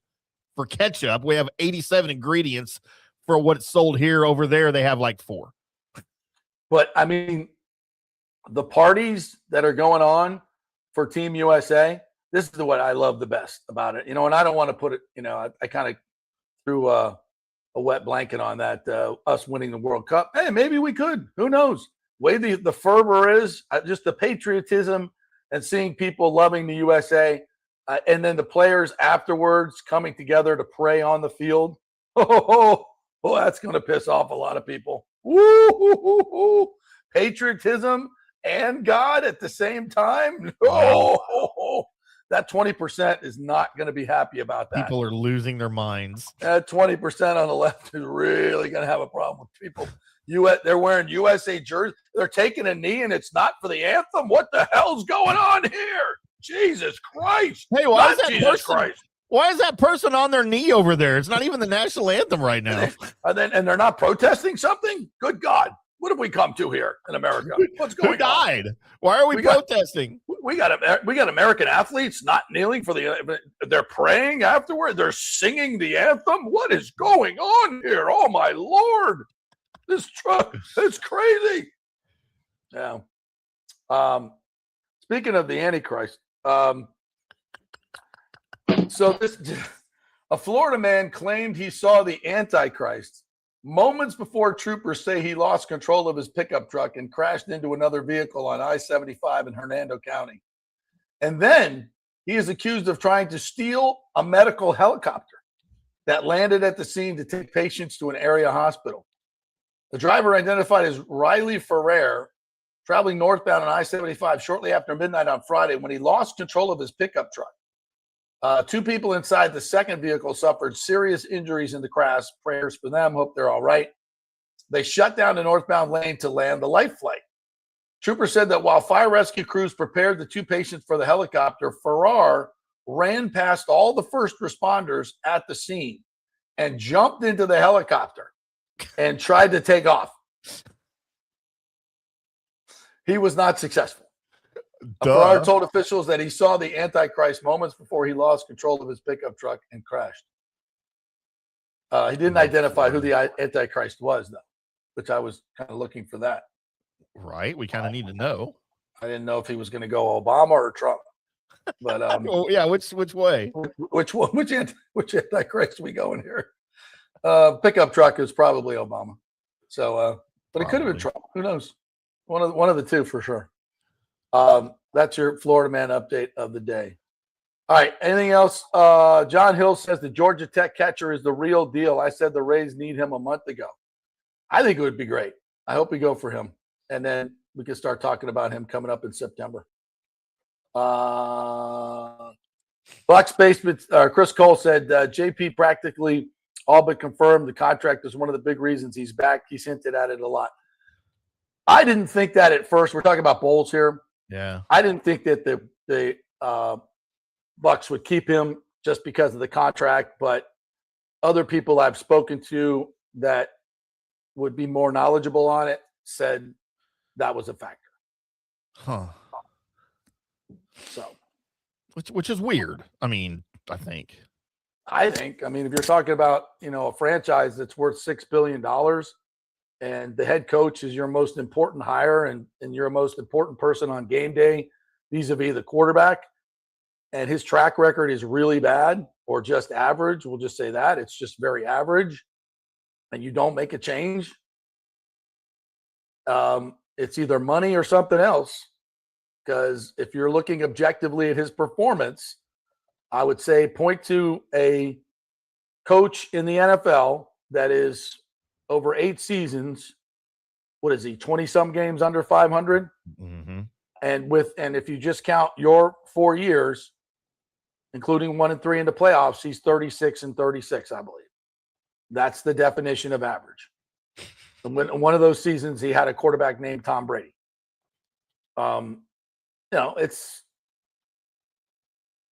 It is what it is. We love Todd, but I'm just saying, if you look across the NFL and find me a coach with that record who's still coaching, I don't think there are any. There have been some in the past, but currently, no. So you don't survive numbers like that. You just don't as a head coach in this day and age. So what's the reason? Is it what is the reason he's still here? Is it because of money? It might be. King's Bucs Basement says it's no-brainer what the Rays need to do. The only question is, will they pull the trigger because they see the big issues on this team. Mullins is someone I'm not a fan of at all. He's getting better. He's had a good month. The starting Mullins third bat as a fireable offense to me is third in the order. He's so bad. Also, Junior doesn't know how to play situational baseball when it comes to running the bases. He's terrible at it. Yeah, this Junior's young. He's learning a bunch of different things. Mullins is not great, but he's gotten better lately. He's had a really nice month of May, or his last 30 games have been pretty good. He's hitting like 270. It's been pretty good. All right, I want to go to what else we got. Danny Boy says Elliot Friedman, hockey insider, believes that John Carlson might end up with the Lightning for the short term. Okay, I think we'd like that.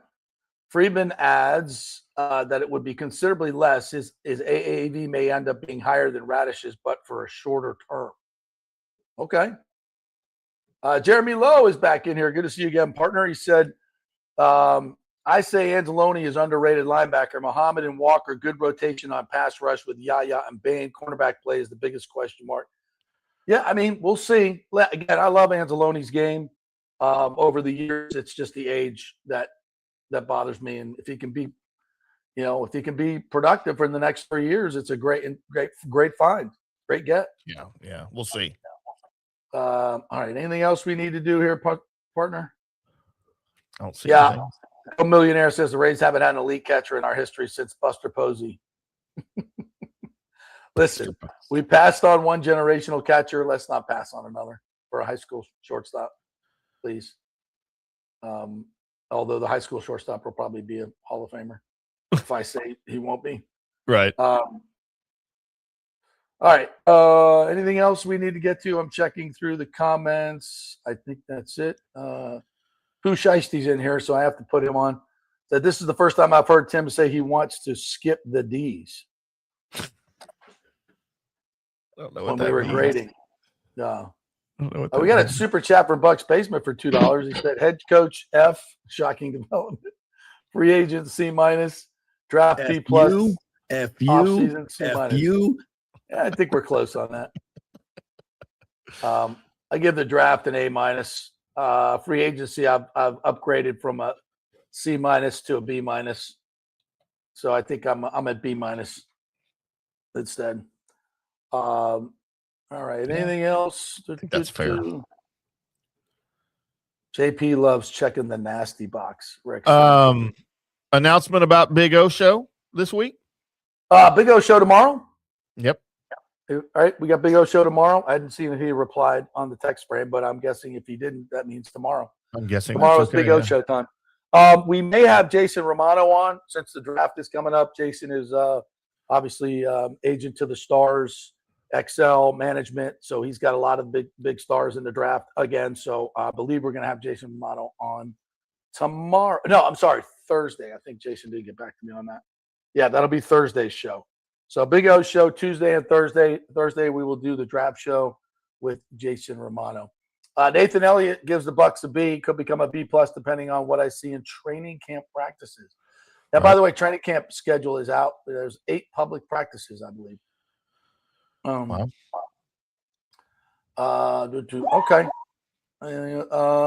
Kurt Thorson says Cinderella Norway playing tonight as a Viking by heritage. Thorson, son of Thor. Ska. Yeah. All right. Everybody's got their heritage. How is Italy not in the World Cup? Because they suck. Cape Verde is.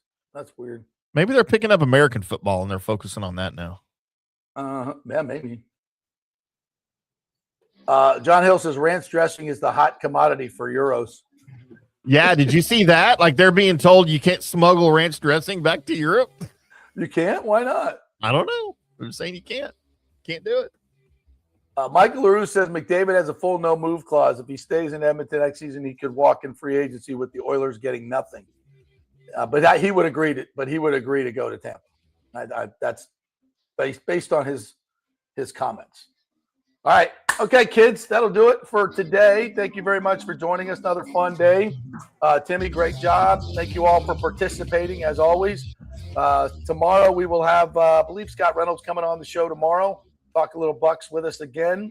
Maybe some Brendan Sorsby audio. Yes, we'll get to the Sorsby audio. Yes, and maybe the Bucs should be looking at him. It's good to see you. I'm going to have a different take on that. Have a great day, everybody. We'll see you tomorrow. Now you can go. Now you can go. Let's go. Get your ball. Come on.